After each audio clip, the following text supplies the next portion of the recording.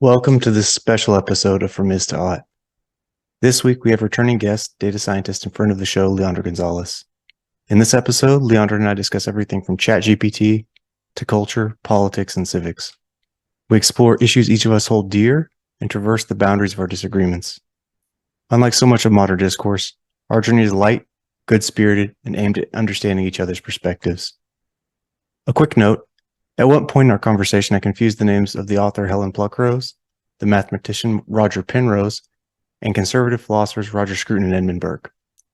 Worst of all, I was actually trying to cite G.K. Chesterton in his fence analogy, comparing modern reformers to more considered ones. If you'll pardon this oral facepalm, I hope you are able to extract elements of insight from this conversation and find this episode's artifact useful for learning more about the key ideas and voices that we discuss. Ultimately, it is my sincere belief that engaging in this type of dialogue can help rebuild a coherent social fabric with deference to pluralism, but still being rooted in truth, civic compassion, and humility before God, nature, and history. Now, with this lofty aim out of the way, it is my pleasure to present my second conversation with Leondra Gonzalez.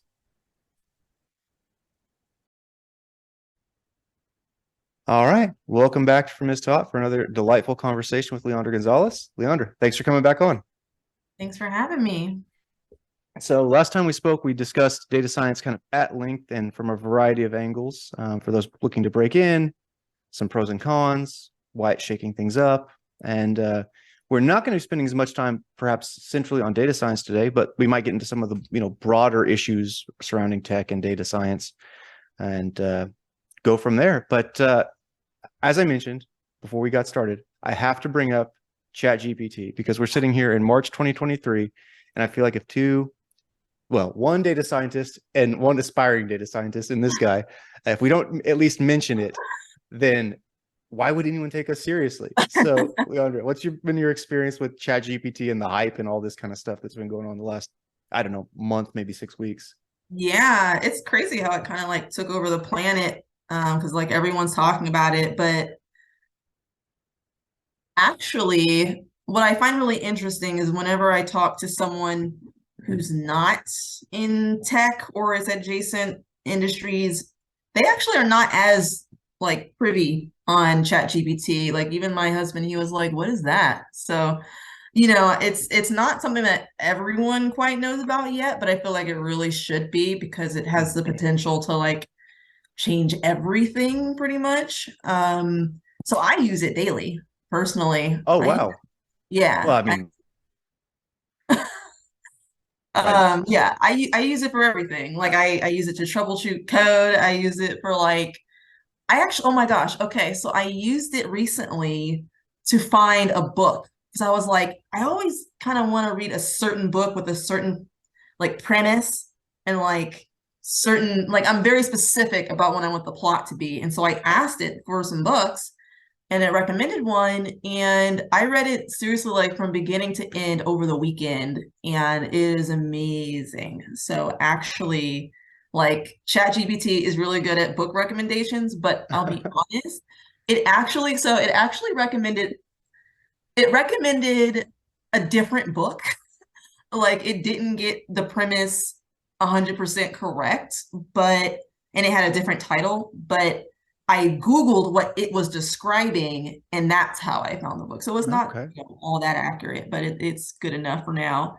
So yeah, I use it a lot. I think it's great, and I think it has the potential to change so much in a good way. Oh, interesting. Okay. So that's cool. You have actually, real hands-on everyday experience with it, as opposed to, you know, I'm watching on the sidelines and occasionally attending little meetings or presentations, seeing what people have been tinkering around with. That's Mhm. fascinating. So for those who aren't aware, it's essentially a model, and Leandro, feel free to clean this up to whatever extent you think it's appropriate. It's essentially a model that tries to predict the next, like a series of words, one at a time, based on a description or a query that you provide to this piece of software. And so it's been very effective in helping, at least with kind of, from my understanding, beginning to intermediate code tasks that are somewhat pernicious, but not super advanced or require super efficient and lean code. But it can Yeah. kind of help you with that intermediate phase. And so this has been kind of a whirlwind of things, because there's this whole meme of, learn to code for people like, right, the displaced blue collar workforce. Well, why don't you just go get a programming job? And then a tool like this comes out, and it's like all of a sudden, maybe not that it's going to replace programmers, but it's going to make teams able to operate with a much smaller headcount or something like that. Interesting. Yeah. Yeah. I hear that a lot. Folks saying like, oh, this is going to replace programmers and software engineers and stuff. Maybe to a certain extent, it will mean we don't need as many, but honestly, I just think it's just like Google, but instead of sifting through a million pages to find what you're looking for, the idea is that it will give you as accurate as a response possible at the beginning. And yeah, you could literally like copy and paste the code. That would be amazing too. I actually think it'll just make folks' jobs way easier. And yeah, I guess I'm not, and I'm usually a pessimist, but I'm not as pessimistic about ChatGPT as the world is making it right now. But maybe that's me being naive. I don't know. Well, no, that's good. So, I mean, you work for Microsoft, and they have a very significant relationship with OpenAI, the makers or providers of ChatGPT. I'm not exactly sure what the right verb is there, but they brought it into existence, something like that. Okay, well, that's cool. What do you make of the I don't know, social commentary around ChatGPT? There's a lot of conversations in ML over the past decade and a half or so about debiasing algorithms, that kind of thing. And really what debiasing is, I mean, there's technical aspects to it too, but you could just think about, it's really just rebiasing algorithms in a particular way.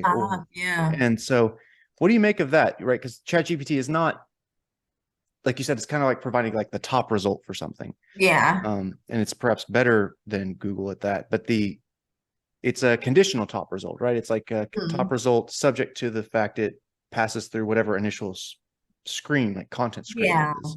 Well, how do you think that, what do you think of that? And how do you think that something like that should be governed? Yeah, that's so huge. I've been thinking about that a lot, actually. And I actually thought about it like earlier when it came out. I actually asked ChatGPT about how it felt about this very topic. Like one of the first thing I said to it. And it gave obviously like it's actually kind of funny sometimes. It gives you like really political answers sometimes, like a politician. I mean, like it'll kind of dodge the question a little bit. Oh, okay. But essentially, I feel that in a perfect world, we wouldn't have to debias it, right? It would just be trained appropriately in the first place.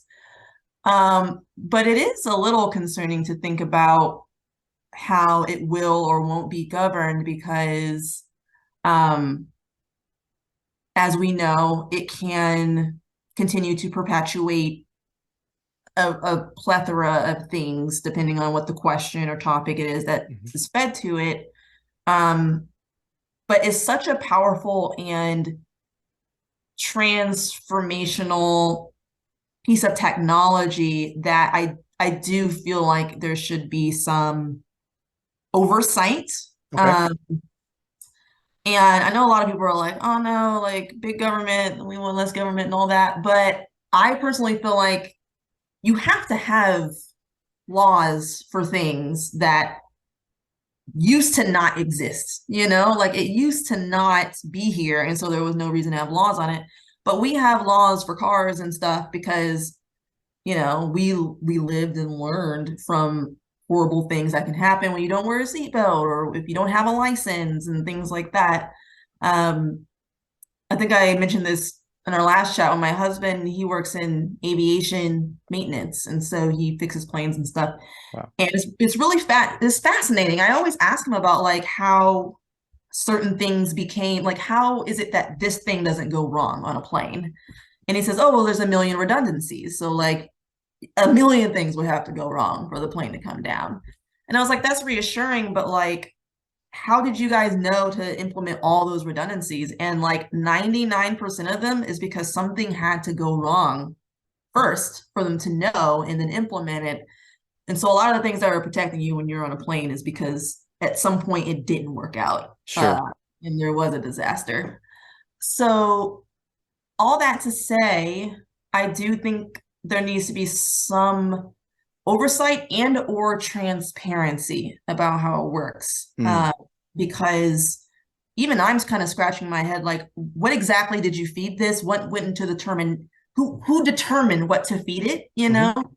And then there's also these cases coming up now, not necessarily with ChatGPT, but with AI in general, where you can like snap a photo of yourself and then get a photo of yourself as an anime character or something. And someone's like, hey, well, they just plagiarized my work. Technically, they have a case because if you fed it their work, then you kind of used it. So, Attribution, right? Exactly. So it's a lot. What do you think? That's so I think that particularly that last point is really interesting. Shameless plug. We have a Substack and a locals page, and we have a newswire that comes out each week.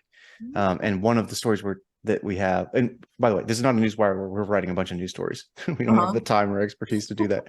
We're just saying, oh, hey, this is an interesting story, and hopefully providing people with a less polluted news feed like you would get on social media. And so it's like literally just a bullet point list, nicely formatted. And one of the stories is actually about these kind of AI generated content that's been trained on digital artwork. And okay, well, who has legal claim? Can you claim that there was some sort of damage or lost path of revenue? I think it's a fascinating conversation. I totally agree with your point about transparency. For a long time, I've thought that one of the least thorny ways to deal with a lot of the stuff we see on social media is to make algorithms maximally transparent. The trouble is it's not incentive compatible for the businesses all the time anyway.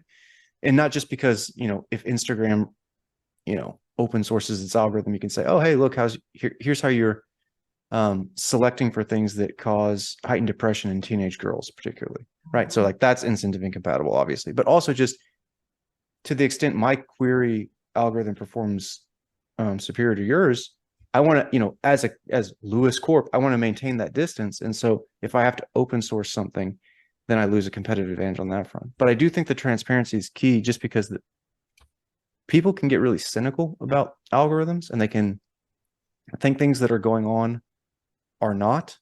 So that's one, right? This is like the conspiratorial mindset. But the other thing is like, not all conspiracies are false. It's like, there's a podcaster I listened to. He said, I'm not a conspiracy theorist, but I do notice patterns. And that's like, as a data scientist, that appeals to me, like for sure.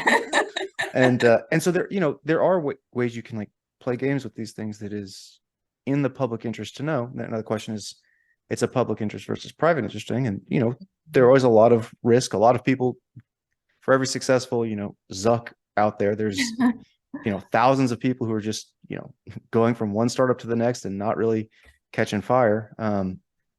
So I don't know. I don't know about the governance issue. I don't have a great answer there. For ChatGPT specifically, I don't have a great answer. For social media generally, in the news space, I have some thoughts. Interesting. Ways you could like incentivize more truthful or at least more honest news. And that's been what I've focused on for the last 3.5 years or so. But I run afoul a lot of the misinformation and disinformation crowd who consider themselves experts because, well, they're not. They're like their claim to expertise is just like based on a shaky foundation at best. And so, what can you do for governance? You definitely don't want to just have an unconstrained Wild West world of algorithms, but maybe you want to give people a suite of algorithms and let the user choose something like that. Right. So that you could say, okay, well, I'm not making the selective choice as OpenAI about what you're using. If you're ready for the Wild West version of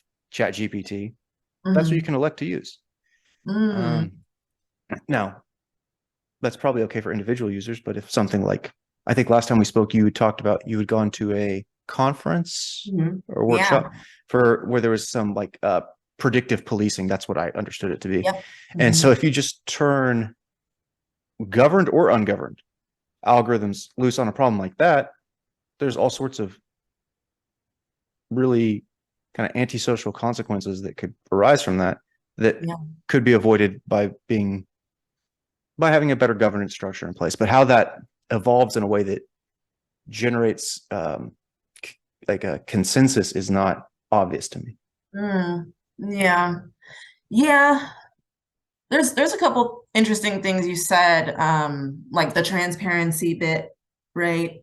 I think unfortunately, at least in this country, people are not like super savvy or even want to be super savvy about like the things that go on under the hood. And so you could be transparent and you probably could explain in layman's terms what's going on and allow them to have the choice to like kind of choose how they want to be targeted or whatnot.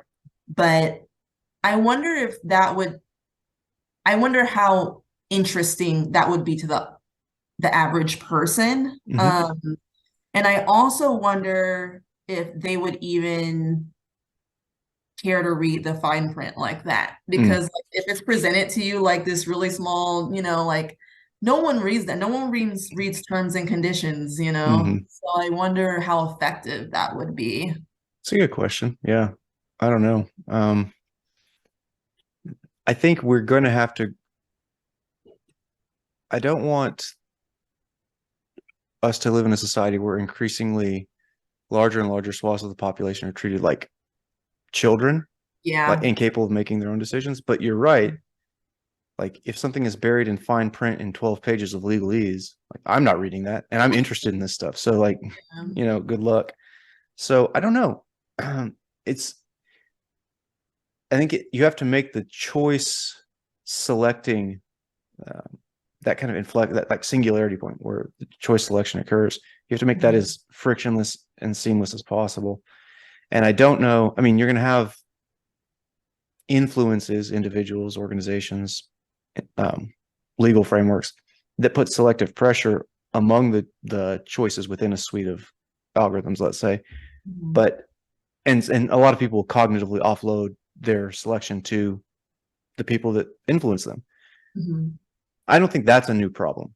It's just new to this context, perhaps. But I don't know. Okay. So actually, I do have a question, if you don't mind. Yeah. I've struggled with this for a while because I don't know what to think about this. But you were at this conference and about this predictive policing thing. Yeah. So there's two things that are like really thorny as far as I can tell about this. One is that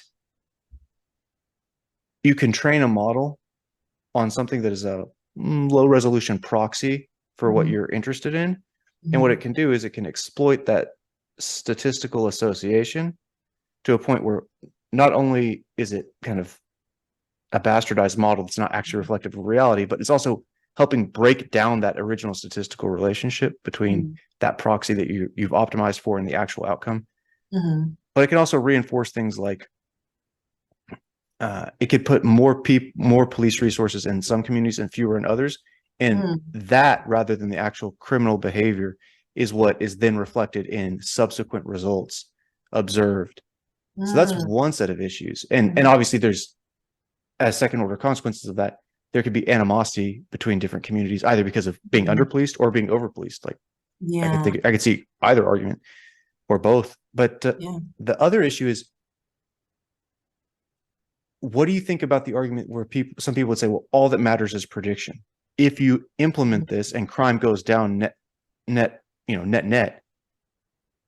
don't think much of rationalism, but the rationalist case would be something like, well, it functionally served its role, so on balance, it's okay or it's justified. What do you think of one or either of those problems? Yeah, you're asking like all the hard questions today, Michael. Sorry, you're totally allowed to ask me too, and you can also pass the buck. It's all good. Yeah, no, I think a lot of people, I mean, maybe not a lot of people think about this, but I definitely think about this a lot. Um, especially the political climate we have these days, or maybe we've always had it, I don't know. It's really hard. I'm not sure if there is a right answer to that question. I think it's a moral question that society needs to work out, because ultimately you can decide that all we care about is the result. That's all we care about. Or as a society, you can say, no, we don't just care about the result. There has to be checks and balances, and there's some other things that shouldn't happen as a result of that model, even if it is accurate. I guess this is probably like with medicine, right? Like, or even like selling products. Like as a society, many of us don't want animals to be experimented on so that we can try a new shade of lipstick. But if it results in a crazy shade of lipstick, why not? So yeah, I think it's a moral question. If you're asking my particular opinion, um, I have actually gone back and forth with this. I've actually gone back and forth with it myself, because at the same time, you could target specific communities and have a lot of like false positives where someone is maybe, it might become harassment over time if you're constantly targeting these people and they're not doing anything. And I think there's also an argument that, and people don't like to talk about this very much, but there may be people in those over-policed communities who actually believe there needs to be more policing in those communities because there's so much crime. It's like, so I don't know, man. I go back and forth. At this point today, I do think that there needs to be, we shouldn't just go on like, yeah, this is the result and it's better. So like what else happened as a result of that model, Sure. So I think that's where I sit today, but I've definitely gone to the like, well, those communities need policing anyways, and if it reduces crime for people who live there, then why not? So I've gone back and forth between that. Yeah. What do you think? Well, first, I'm like really heartened to hear how much tension there is, because I'm glad that this is a hard problem, not just something that I think is challenging, but has a straightforward answer. So I totally agree that um, it's not even that things are necessarily competing against each other in terms of priorities. It's just that there's an irreducible level of tension between type 1 and type 2 errors in so many of the problems today. And this is, as you mentioned, pervasive in politics. And so rather than have politics be the fundamental way we view people and categorize or anchor our beliefs or perceptions about folks, like I'd rather just talk. And to your point earlier, I can't remember if this was part of the podcast or before the podcast, you said, well, why would an introvert have their own podcast? And the answer is like, because I think that for hard questions, you have to talk them through. You mentioned, society needs to have a voice in this, and the voices present in society need to have their say. And you said something like, hey, if this thing perpetuates stereotypes or makes harassment worse, that can be destructive. But at the same time, there are the other people in the community who actually might really want this policing. And if an area was cleaned up, maybe private enterprise can move in, and that would be better for the community and all.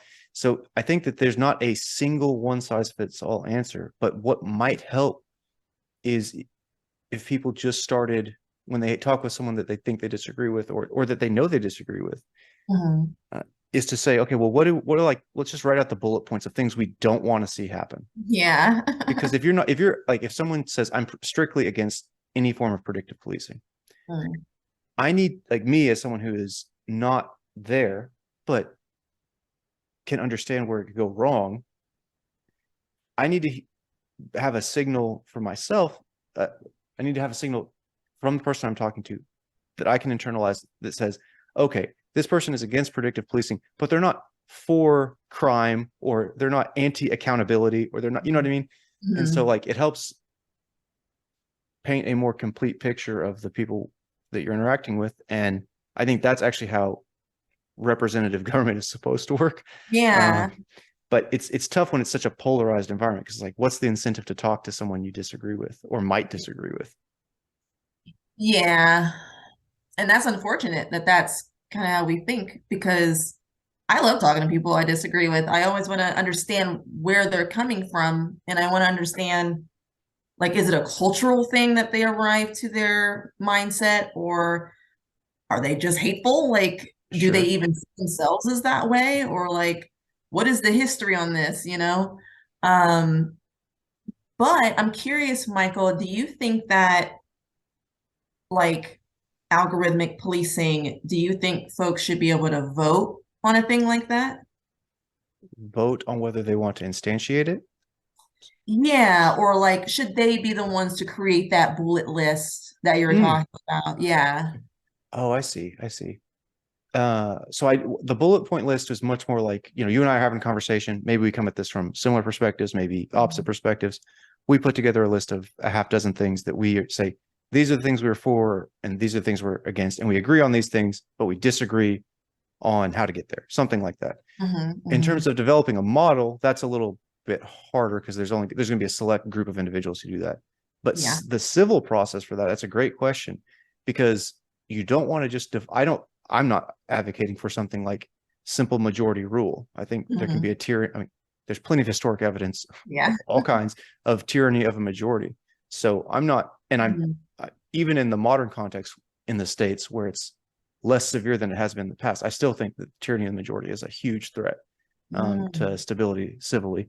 So that's not what I'm saying. But I actually don't think even for all our technical sophistication, and as much as we like to think we know, I don't think you get to shortcut the hard work of actually winning hearts and minds. Like, I don't,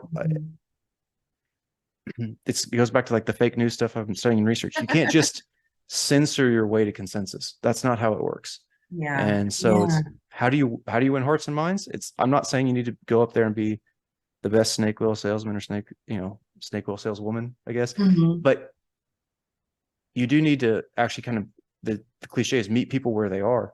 But Yeah. the real, I think, nugget there is to say, like, no, you need to actually understand why, as you mentioned, why people believe what they believe. Yeah. And there's a guy, another guy who is on the FreedomCast network. His name is Sam. Actually, I think you Mhm. may have listened to one of our Yeah. episodes. Yeah. So he's an engineer by trade, not like physical engineer, not digital. And Yeah. Yeah. he is a big fan of a guy named Dennis Prager, which I think you're familiar Oh, with. is he Prager, familiar? Is he like PragerU? He's the founder. Okay. Yeah, yeah. So Okay. Sam is, I don't, this isn't a 4-letter word in our circles, and also I don't think he'd mind me. He's a fairly conservative guy. Okay. Um, but one of the greatest quotes that he kind of made me aware of from Dennis Prager is that whenever he has a conversation with someone about, it's easy to have like small talk with people, but if you're having a conversation about something serious, his goal is not to convince the other person, it's to understand them. Yeah. And it's like, oh, okay, because that's like the preconditions for anyone changing their mind, is actually understanding where they're coming from. Yeah. And it's like, and I don't know if that's a conservative, strictly speaking, insight, because I can see Hmm. a small L liberal way you would arrive at that as well. Or Yeah. even a progressive activist way you might arrive at that same kind of core notion, if, Yeah. as long as you're not focused on the outcome of convergence, you can get there over a protracted conversation. Yeah. And it's going to happen at a scale, that's relevant for the governance that's going to be in place. So I don't know. So if Harris County is like, we have a ballot measure, are we going to implement predictive policing? Mhm. Like, would I vote up or down on that? I have no idea, Mhm. because I would want to know the details, and I would want to hear the people who are going to be in charge of adjudicating it. Like, Mhm. how are you going to know if this goes off the rails? Like, what safeguards are in place, right? To your husband's analogy, what redundancies do you have built in, so that if things start to, if it looks good at first pass, like it's making things better, crime's going down, but it's, we have the third ward here in Houston. It's a rough place. And it's Yeah. like, now all of a sudden, what happens if there's a whole lot more single parent households? It's like, Yeah. you don't think that that's going to cause some like downstream consequences too? Yeah. So it's Yeah. like, I don't know. I mean, it's a tough question, but it's a fair one because I asked you, and so it's perfect. You turn around and ask me at the very least. Yeah, I mean, and when I get these difficult questions, I'm like, man, I wonder if he has the answer, you know? That is a hard one though. And you mentioned something that kind of like made me go, huh? You mentioned that, you know, the concept of having a conversation with folks, not with the aim of convincing them, but just to listen, Mhm. and whether or not that's like a conservative type like a thing that, Mhm. that leans conservative. Sure. And you actually made me start thinking, and it kind of made me feel like, man, is it?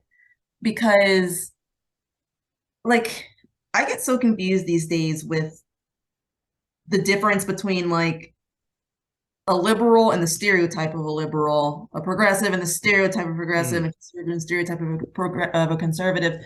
And stereotypically, I think you're right. I don't think liberals are very like, I want to know your opinion, you know, like I think it's more so like, yeah, I'll hear your opinion, but Mhm. here's why you're wrong. Yeah, it's to like placate. Yeah, that's the stereotype. Yeah. Sure. Yeah, yeah. Yeah. But I would like to think that I would like to think that there are people on all sides who can genuinely be convinced, you know, if there's like a compelling argument. Mhm.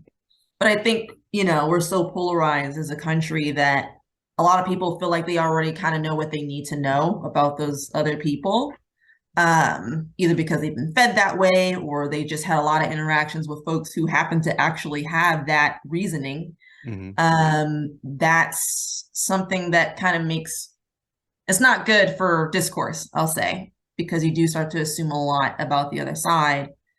And something that I've learned, um, something that I've learned as someone who's lived in California and then now I'm back in the Midwest. Um, I actually used, I hate to say this out loud, I used to consider myself to be liberal before I moved to California. Um, and then when I was in California, I felt like I was pretty progressive. And in a lot of ways, I still do feel pretty progressive. And I definitely distance myself from like the liberal, you know, classification. But I realized some things about myself, and maybe it's because I was raised in the Midwest, that, you know, I'm a little bit more right leaning apparently compared to like my husband who was born and raised in California. And that was actually really weird to experience because I was like, I'm not a conservative, you know, like not that I have anything against conservatives, but I never classified myself that way. Sure. Um, and what's weird is you hear a lot of conversation about like the middle folks, like the people who are in the middle. Um, and that supposedly most people, I guess, are in the middle.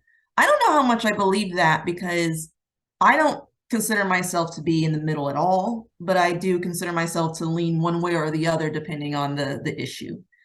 There's some issues I'm probably am really conservative on, and there's issues that I'm actually pretty progressive on. So um, everyone's a mixed bag, I guess, is the point of all that. No, I think that okay, so I also agree about this in the middle category, like moderates or independents. Yeah. First, there's a pretty, I think, well-established fact that in the mid 2000s or so and onward, they're like Republicans have a terrible brand, at Mm. least in modern context. Historically, it's been pretty good, but modern context, it's not so great. They really need to work on their branding. Not that many creative types in that side, but anyway, they what's happened is that there's been a defection of some people from who would used to call themselves Republicans who now call themselves independents. But when it comes time to vote, they tend to vote Republican, right? Yeah. So there's that. But in terms of like strict ideologues, people who, for example, would vote down ballot all one party. There's reasons you might do that based on a collection of heterodox ideas, but typically that's a pretty good marker for someone who is ideological. Yeah. And I'm not even using that as a pejorative. I just think that's a fair description. Yeah. So I think I like your conceptualization better, which is something like, well, I have a position on the political issues I care about, and sometimes it aligns with this group, and sometimes it aligns with that group, and maybe that's what it means to have to be independent of a political party or something like that. And it's like, okay, that seems fine, but I think that's actually that's better, because I like politics better when you're not going to solve big grandiose problems, especially with a government structure like ours, which I think is to our benefit. Like, I think the design of our government structure has been pretty brilliant. It's just been over the past, let's say, 70 years or so, some of the safeguards have been taken off, and we've allowed certain branches of government to overreach so that others didn't have to do their job. But the tougher part is this thing where it's like no one wants to do the thing of where you go and consensus build. Yeah. So there's a guy named Jimmy Dore. Oh, yeah, I know Jimmy Dore. Yeah? Yeah. Okay. Am I getting a thumbs up or a thumbs down vibe? I actually went to one of his shows when I was in LA, because he does like stand-up. Yeah. He I don't know where he sits now, man. He was like super dumb progressive, and then now he's kind of like wavering a little bit. I haven't watched him in a while, but Fair. Can we cuss on here? Yeah, go for it, please. All right, yeah, I fucked with him before. Like, he was definitely someone that I was like, yeah, he's got some good points. You know, people say he's a controversial figure, but that just means interesting. Yeah, he's just he'll tell you what he thinks, and he doesn't really have a filter. Yeah. So yeah, I think that's a great way to describe Jimmy Dore. He's certainly to the left of me, for example, but that's because I mean, he's pretty far left of most people. I don't know if his politics have changed that much. So much as that the social climate it's not even like I didn't leave the left left me, which is for some people kind of how they feel. For him, I think it's just that he is a skeptic of big institutional power. Yeah. And I think, for example, he was on a very prominent libertarians podcast, Patrick Bet-David, last week or 2 weeks ago, maybe. And I'm sure they don't agree on much, but that's okay. They could talk about corruption because they both care about that, right? Progressive would care about corruption as well as would a libertarian, because their whole thing is like, get the government out of there and you'll get rid of this cronyism. Yeah. And so it's like, all right, well, that's interesting. But Jimmy Dore brought up a point. He was on a podcast circuit. He kept telling the story about, I forget the gentleman's name, which is terrible because I should remember since I heard it like 3 times. But the Amazon warehouse organizer from Buffalo who helped them unionize up there. Buffalo is, I mean, we think of New York as pretty liberal, and Manhattan certainly is. Like maybe not even liberal, left wing, but Buffalo's not. You know, upstate's not. That's a little bit more roughneck country. And so what he had to do is he had to get a whole bunch of factory workers, Amazon warehouse workers, essentially, who vote as a bloc, generally conservative, to agree to unionize. It's like, well, how are you going to do that? And it's like, well, he did it, so he won hearts and minds somewhere. I just take that as a signal that he's speaking to something that kind of draws in people from pluralistic perspectives. And maybe you have to make the case differently to different people, but you have the social obligation to your fellow citizens to make the case, not to try and grab the government gun to impose your will top down. So that's all I would say is, I think, and sorry, just really quickly to clean up something I said earlier. Dennis Prager was the one who mentioned that, seek to understand, not to convince. Yeah. I don't know. I can see where the conservative ethos is there. I can see where the small L liberal ethos is there, like this free speech, free discourse type thing. But even, this Amazon worker who's a progressive up in Buffalo, at least to my understanding, I can see the progressives of those. Like, that's the whole collective action thing, right? It's like, hey, we have common interests. And so I can see where different ethos can speak to a specific issue. It doesn't mean we're all going to be, kumbaya and like solve all these problems. But I do think that if you take them in isolation, it's going to be much better than, saying, hey, you're team red or you're team blue, and you're either on Truth Social or you're on Mastodon, and like, screaming into the void. So it's funny you say that, because there's this conservative, they probably won't maybe they do. It's a radio station that plays music, but the host is very conservative. It's a popular like rock station here in Indianapolis.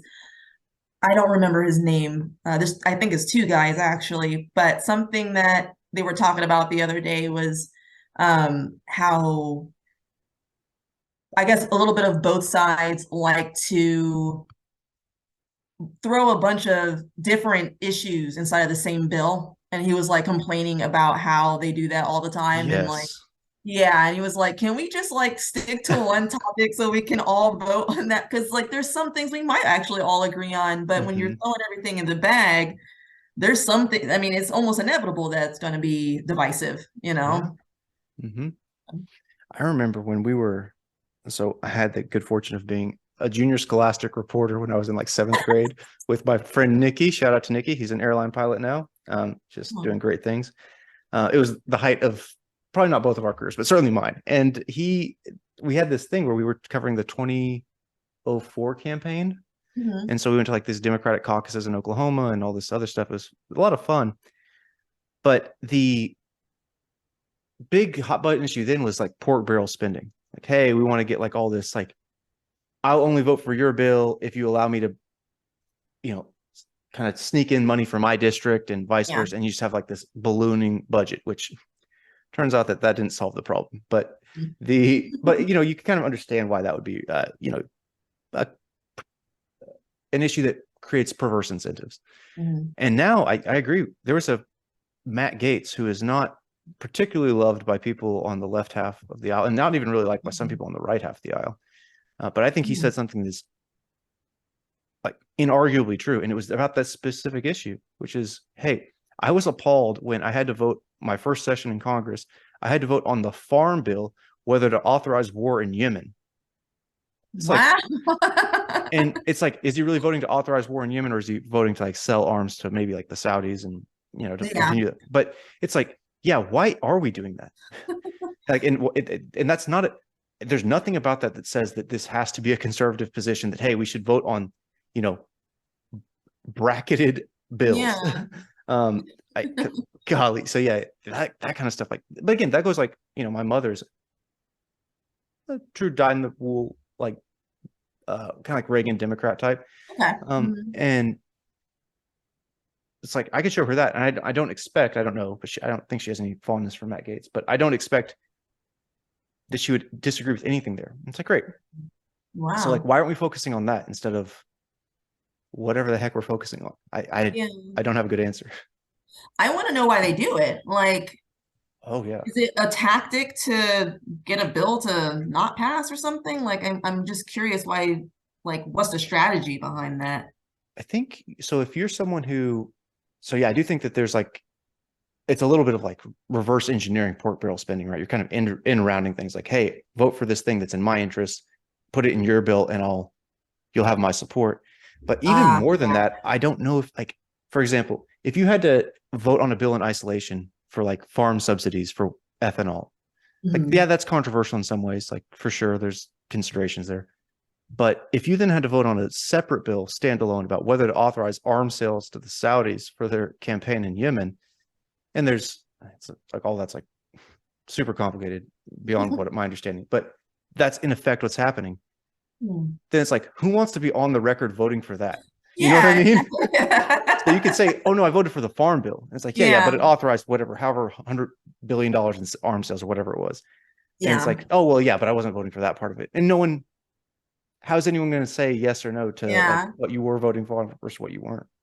It's crazy. Maybe it's some deniability, I guess, then. Yeah, Yeah, that's a great point. Plausible deniability, exactly.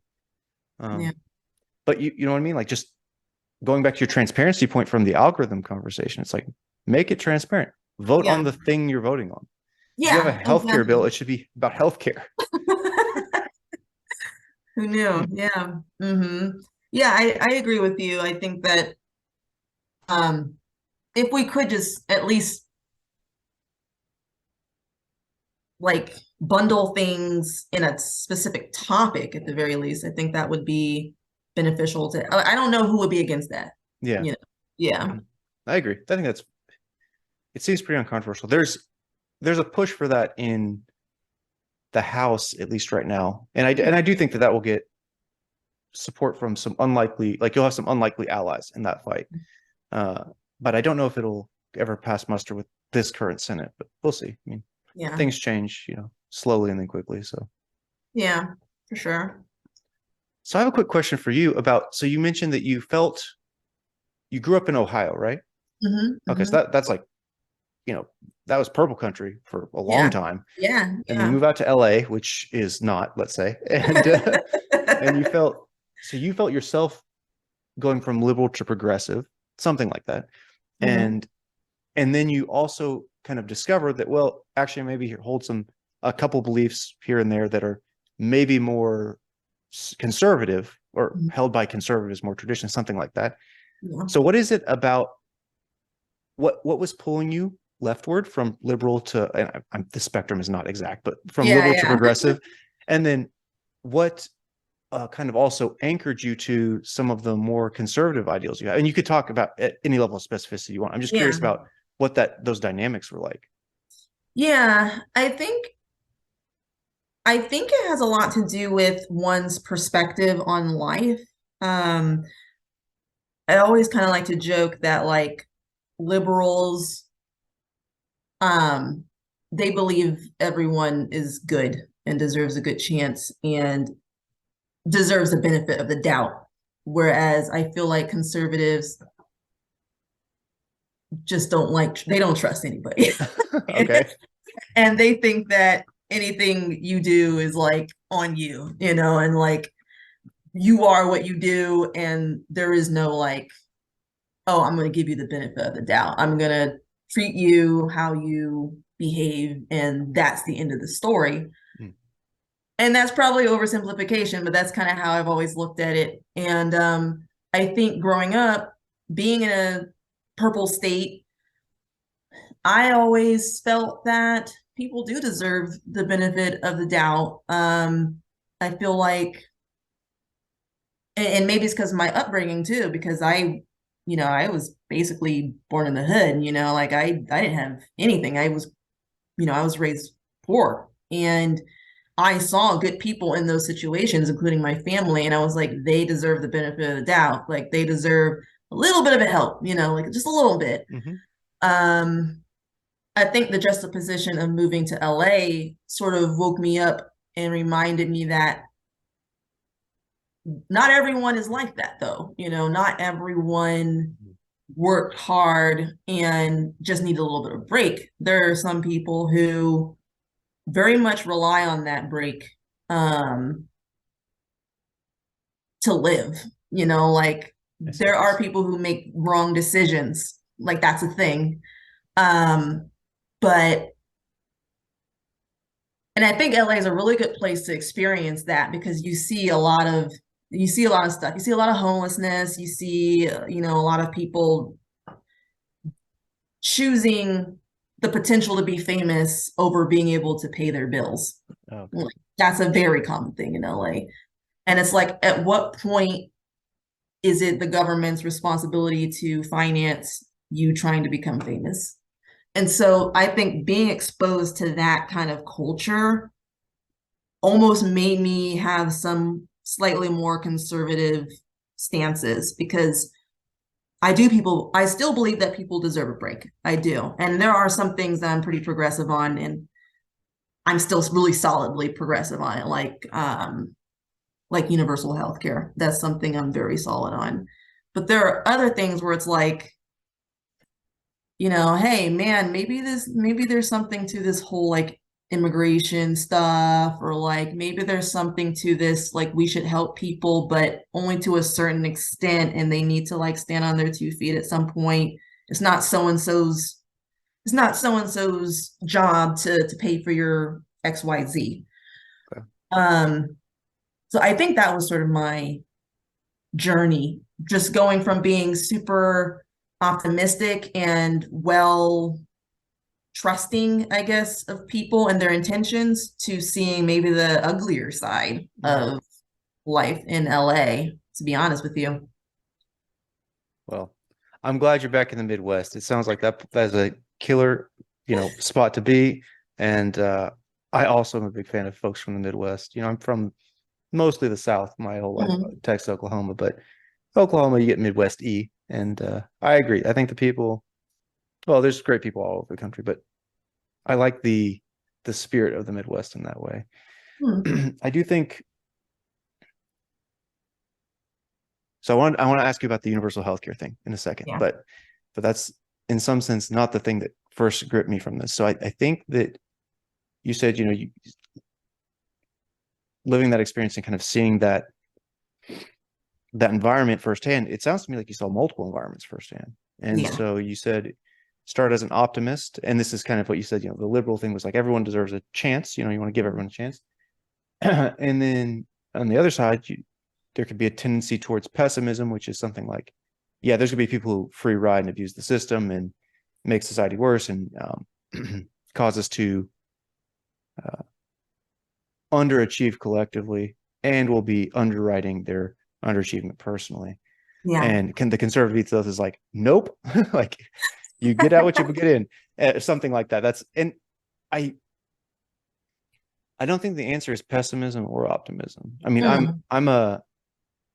for a while I was pretty pessimistic, and now it's like I just make the choice to be like white pilled. I try and seek out situations where I'm like, as bad as things are, like I'm religious, so I believe that there's something beyond this world anyway.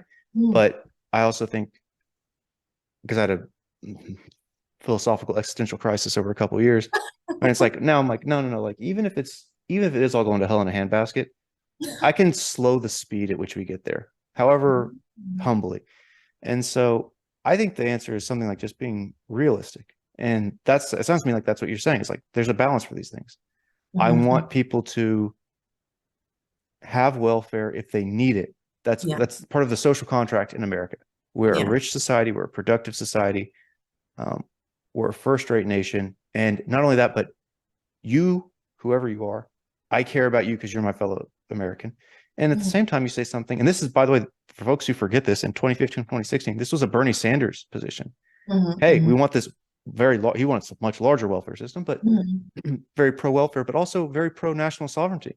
Talked about the border. It's like, hey, we can only take on so much social welfare if we also bring in folks from other nations. And I don't think I don't see why it is this way now, but I don't see why it is necessarily the case that people on the left half of the spectrum need to be pigeonholed into being anti-national sovereignty with respect to the border. It doesn't make sense. Even neocons, like they're pretty open borders-ish on economic issues. So it's like I would really like to see that more, where people who are on the left say like, no, like we want to take in, there's a certain number of refugees we could take in a year. Great. I also want to see people talk more positively. This is my bias. They call America the great melting pot. If you're going to be a great melting pot, you need the fondue, you need the cheese to melt, right? Otherwise, it's not going to be so great. And that doesn't mean that you lose the individual identity. It means something like you sacrifice a part of that to contribute it to the collective identity, which is then made richer. But where there is some cultural norms that govern these things, and it's an unpopular thing to do. But I actually think that, broadly speaking,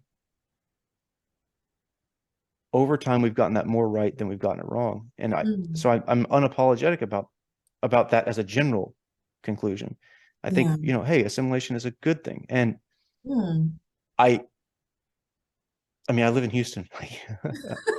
The food here is unreal. Like, you know what I mean? And it's from every corner of the world. Yeah. And it's like, yeah, like that's, to me, like that's the great thing. I can drive down the street and we get an amazing Indian food. I drive up the road, we've got great Middle Eastern food.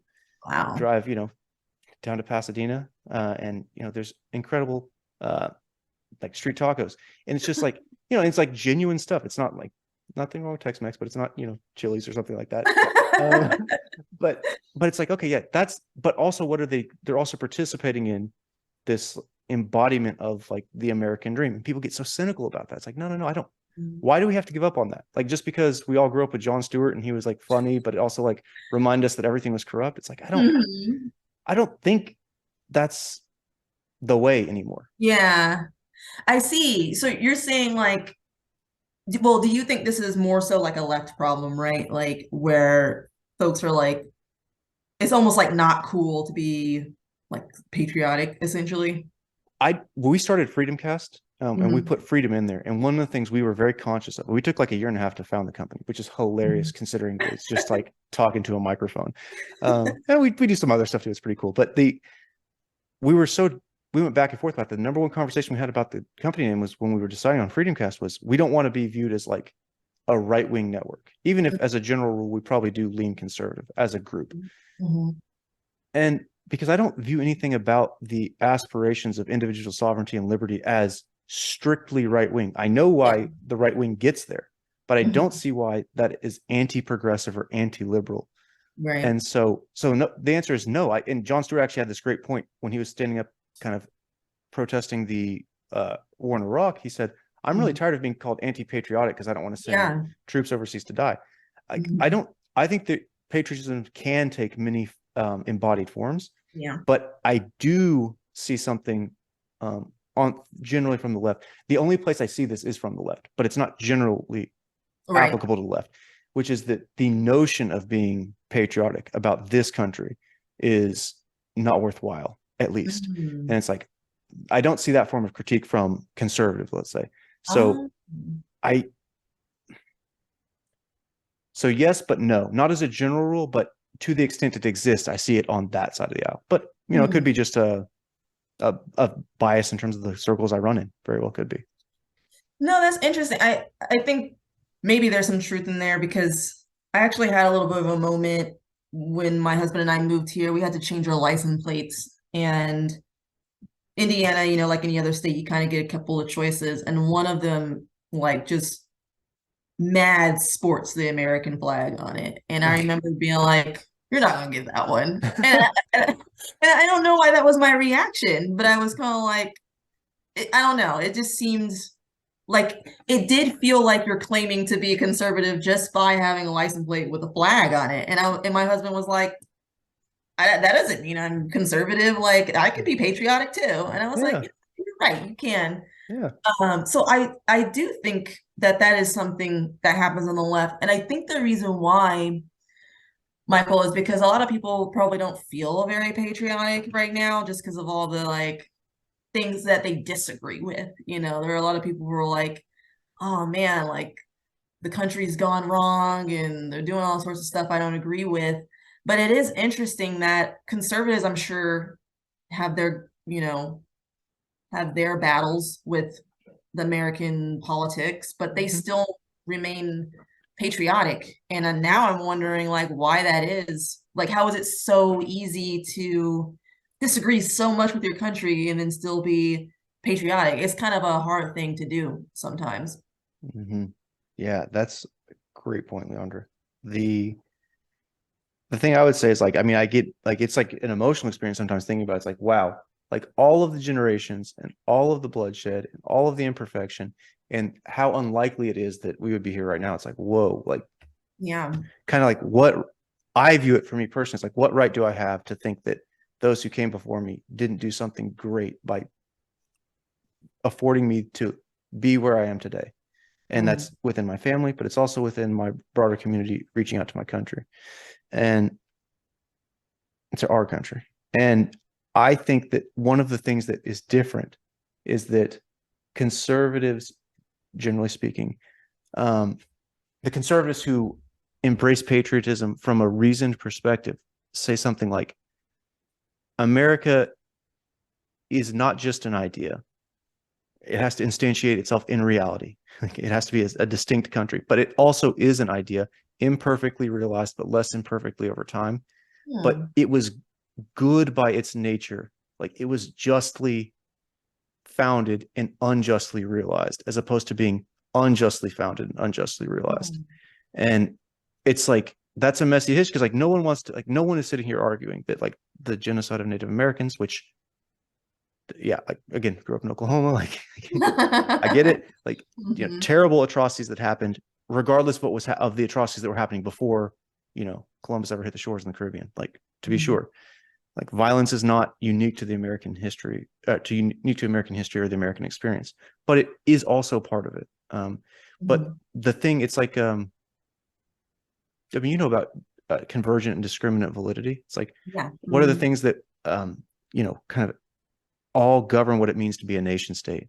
It's like, great, those are the things that they all have in common. That's our convergence. But what is it that delineates between nation states? So, well, it's borders, but it's also borders, physical borders, but it's also metaphysical borders, the borders of the ideas and the ideals.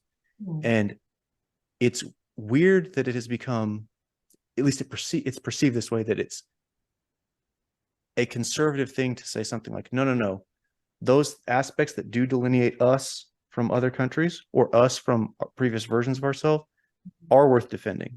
I view it as, this is one of my favorite, I don't remember if I stole this. If I stole it, it's from a guy named Eric Weinstein. So all credit to him. We can just assume I stole it from him. That's fine. But he talks about, he's a physicist, well, kind of a physicist.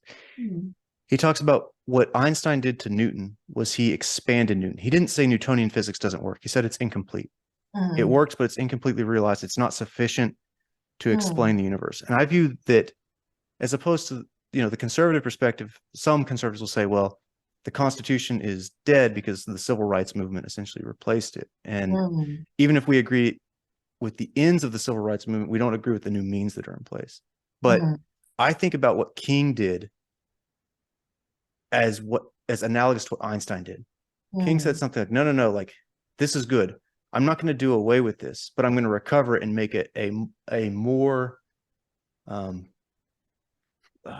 concentrated realization of the ideals you claim to espouse. And it was like, oh, okay, yeah, that's good. Like, that's, small p progress. And just like I would say that I don't see any reason that people on the left can't be patriotic, I don't see any reason why people on the right can't celebrate. And I think most do, but there's an element on the right that look cynically on the civil rights movement. It's like, no, it's not at all obvious to me that that's something to be cynical about. Even from your own perspectives. Yeah, that's really interesting. I'm so glad I asked that because it is something I've been curious about. And that's really fascinating. So you're saying that, like, basically conservatives tend to celebrate the spirit of America more so than its execution or its realization. Yeah, they say something like the principles and ideals that we have claimed to espouse and actually did espouse to varying degrees, those are worth defending. And that is not the same thing as saying that we think it was good that Thomas Jefferson owned slaves. Like, we can be anti that and still think for his time, Thomas Jefferson was among the greatest men, at least in this hemisphere, by the fruits that his tree has borne, including the emancipation of slaves. And so it's like, but how do you have that kind of like nuanced conversation? First of all, you're not going to do that on like cable news or social media, but maybe you can do it in podcasts, right? Or you can do it at a coffee shop, and you can do it with like friends. And it's like, okay, that's a start, right? You're doing it in your community. So I don't know. I mean, I think it's something like they say that the ideals on which the country are founded are worthy of defense. Okay, so I have a question, Michael. Go for it, please. This is very interesting, actually. So from a conservative perspective, for instance, would you say that, that spirit or those like principles and values that the country was founded on, do you feel like,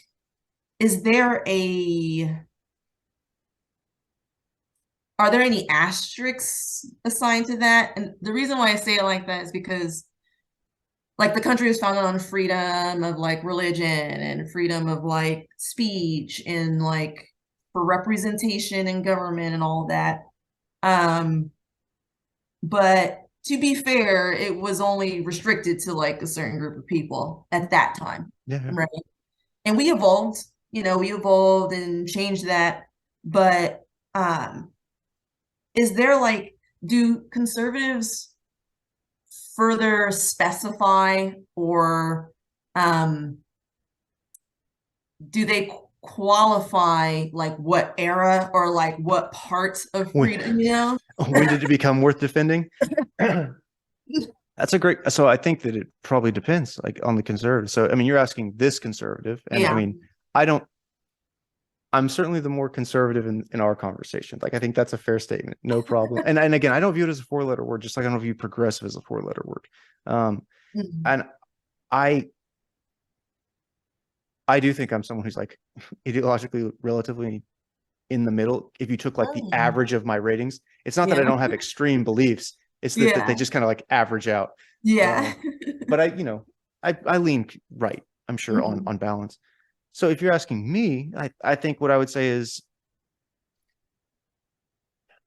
that there were kernels that are worth defending probably about as early back as we go. And I don't even this. So I'm Catholic, and Oh, many okay. of the founding fathers weren't super keen on Catholics having a voice because they thought, hey, we need a nation state, not a papal state, and some of my Catholic friends think we need a papal state.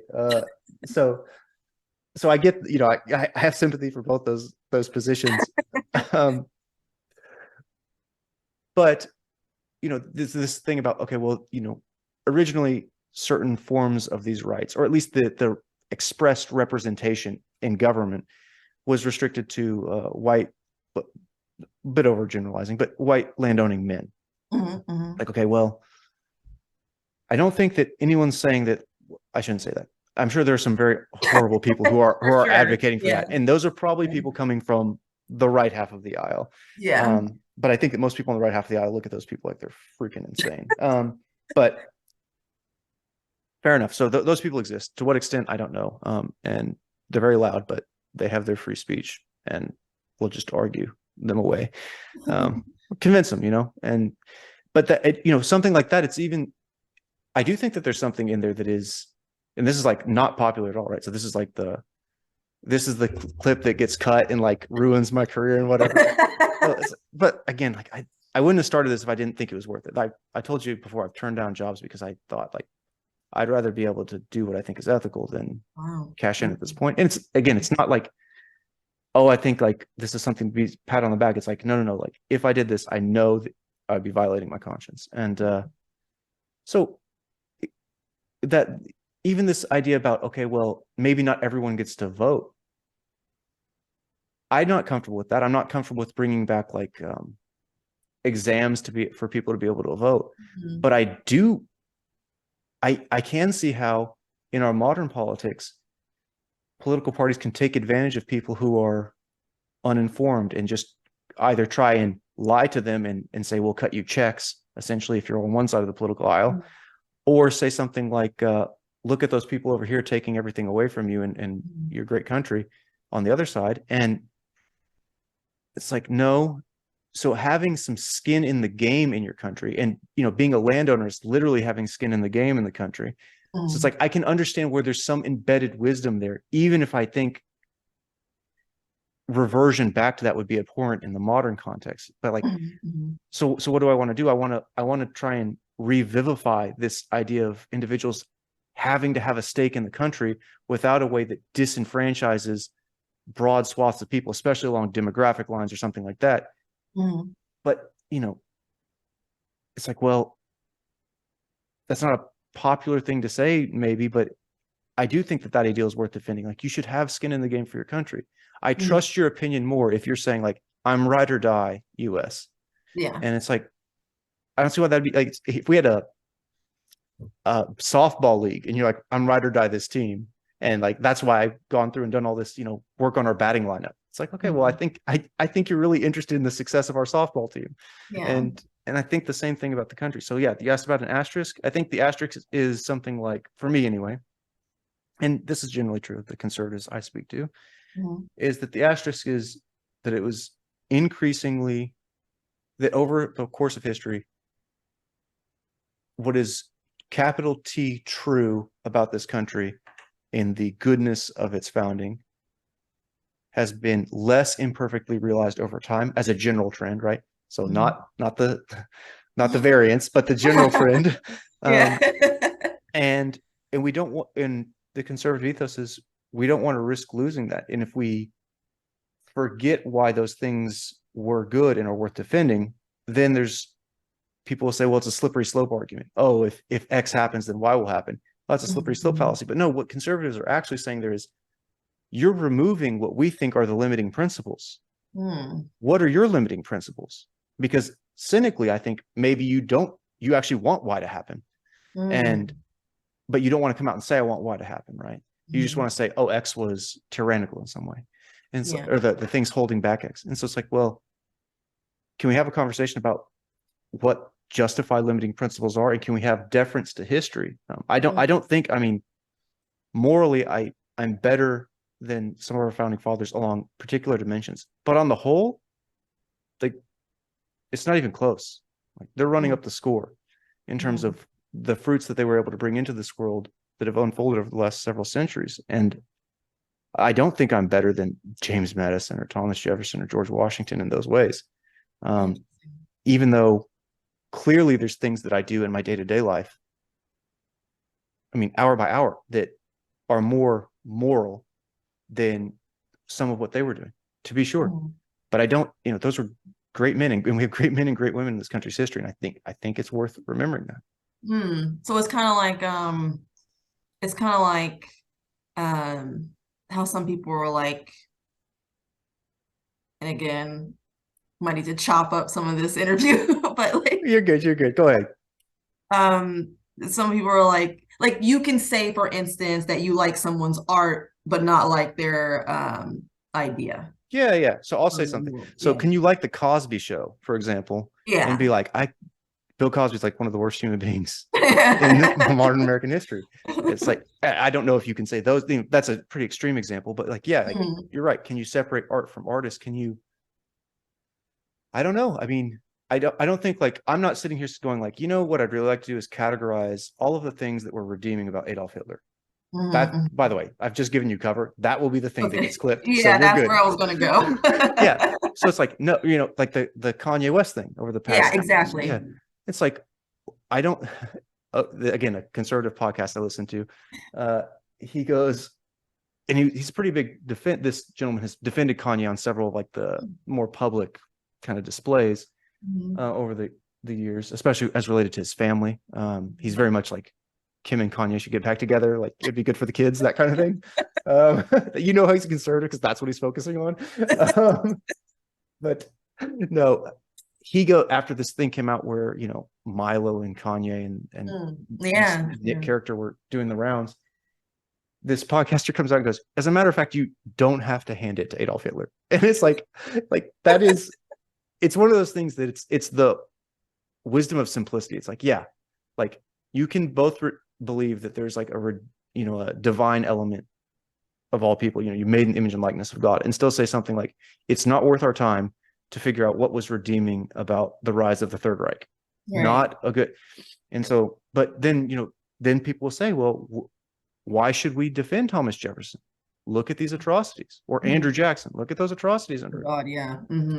And, for all the people, and I use Trump as an example because he's very salient in people's mind, but also because I think because he wasn't the brilliant orator that some politicians are, it forces us to realize that he's not the murderer. I'm borrowing from another podcaster. He's not the murderer of American politics. He's the coroner. He came and pronounced it dead. He didn't kill it. And so I think it forces us to look at things. And so when he says something like after Charlottesville, and he says, look, there were very fine people on both sides. And, 3 sentences earlier, he says the white supremacists should be contemned totally. And no one in media focuses on that. And they lie for many years about what he said. But then he says later in there, he goes, look, you had people wanting to preserve what they thought was part of their history in this area. Now, there's obviously a bunch of terrible people, though, too. But like, he's like, whose statues are we going to tear down next? Thomas Jefferson owned slaves. And people kind of like, oh, this is the slippery slope thing. And it's like, well, 3 years later, that's exactly what's happening. It was happening to a lot less controversial people than Thomas Jefferson. In England, they were tearing down statues of William Churchill. Or sorry, Winston Churchill. Yeah, and it's like, if you didn't like him, imagine what would happen if the other guy won.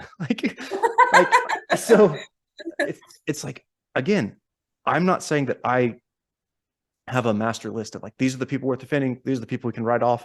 Yeah. I don't think it's that simple, and I wouldn't want that power, but I would rather say I'm going to take my best stab at it, and I'll defend people who I think are worth defending, or at least the aspects of it that I think are redeeming. And I'll rely on people like Leondra, who I know is wicked smart in a domain that we both are aware of. So I can't just be like, oh, she doesn't know what the heck she's talking about, because like she runs circles around me in programming. It's like, what the hell am I talking about? And also I think, we don't know each other super well, but like you seem like a pretty ethical person. Like you think through things pretty intentionally. So it's like, I'll just rely on the fact that my idiosyncratic errors in judgment can be averaged away by the wisdom of the crowds, and that can be imperfectly, but less imperfectly over time, expressed in a constitutional republic. And maybe I'm wrong, but I don't see evidence for a better system. So interesting. That is very interesting. That's kind of like really, I feel like I learned so much just now. Which is like really what this whole thing's about, right? Like learning from the others. First of all, you're too kind. I'm not that brilliant. I'm really not that great. I just know I bamboozled my way into this thing. We talked about imposter syndrome last time. I need to remind me, don't let me enter this interview without giving like you some shine about some of this imposter syndrome stuff, because that's been really positive feedback from people. Oh, great. Yeah. Great. I'm so glad to hear that. Because I get it. What was I gonna say? I feel like I learned so much just now because I don't think a lot of people know what you just said, like about how conservatives, how their thought process, like how they're able to still be so proud about these people who did such atrocious things. Not necessarily that I agree 100%, but now I definitely know where you're coming from, and I know it's not like this weird, like malicious or ignorant place. Like it's rooted in a principle, and I can understand and appreciate that. So it really made me think, I think a lot of these ideas are cultural. I think that's one thing that makes America so amazing and challenging, is that people have vastly different experiences. Like you can't really blame someone for not loving those guys, if their ancestors were like, all those things. But if you come from a different culture, I can understand how you can appreciate that, especially if your ancestors came from a place where they didn't have as much freedom or, whatnot. So it does seem to be a cultural, at least as part of the equation. And I'm wondering your thoughts on, do you think that's something that can be reconciled? Should it be reconciled? Or should we just keep tugging on the other end of the rope for eternity? Okay, we thought the algorithmic bias question was hard. This is like the question, like, what does it mean to live in a diverse and pluralistic community, and like, can that hold? This is an experiment. Like people say America, there's a lot of euphemisms and analogies people give to America, but one of them is that you hear it's the great American experiment, and it is an experiment, and experiments more often than not fail. All empires fall. America is an empire, but and it will fall just by the nature of nature, if nothing else. But it's not obvious that you can have people say something like diversity is our strength. It's like, well, I do think that, like we talked about this last time, having pluralistic backgrounds on your team, both in terms of technical training, but also in terms of upbringing, can and culturally can give you to make a more resilient and informed team. But we conditionalized that on two things. One, that there has to be some non-trivial bar that requires us all to get here. Right. So if we're on a data science team, we all at least know some rudimentary statistics, and we know what a for loop is. We've at least heard of programming. And then the second thing was we can all agree on a goal, or we at least have some foundational agreement. Because to not have one of those two things, one of them you then don't have a data science team, one of them you don't have a team. And so it's like, okay, well, how am I going to look at someone who says like, hey, look, I grew up in the 3rd Ward of Houston. Yeah, Michael, you went to public school most of your life, but then you went to Catholic school for like, this second half of your primary education, and you had the opportunity to go to college, and those doors aren't open for everyone, and I'm glad you've done well, but that's a sample size of one. That's a case, that's not a population. And it's like, okay, like, and it would be crass for me to turn around and say, well, yours is just a case of one. It's like, no, because like there's real genuine human suffering there, and beyond just like the statistical paradigm, there's like the human paradigm, which is like, hey, do people have a right to feel bitter and resentful about their country? And the answer is yes. Do they have a right to be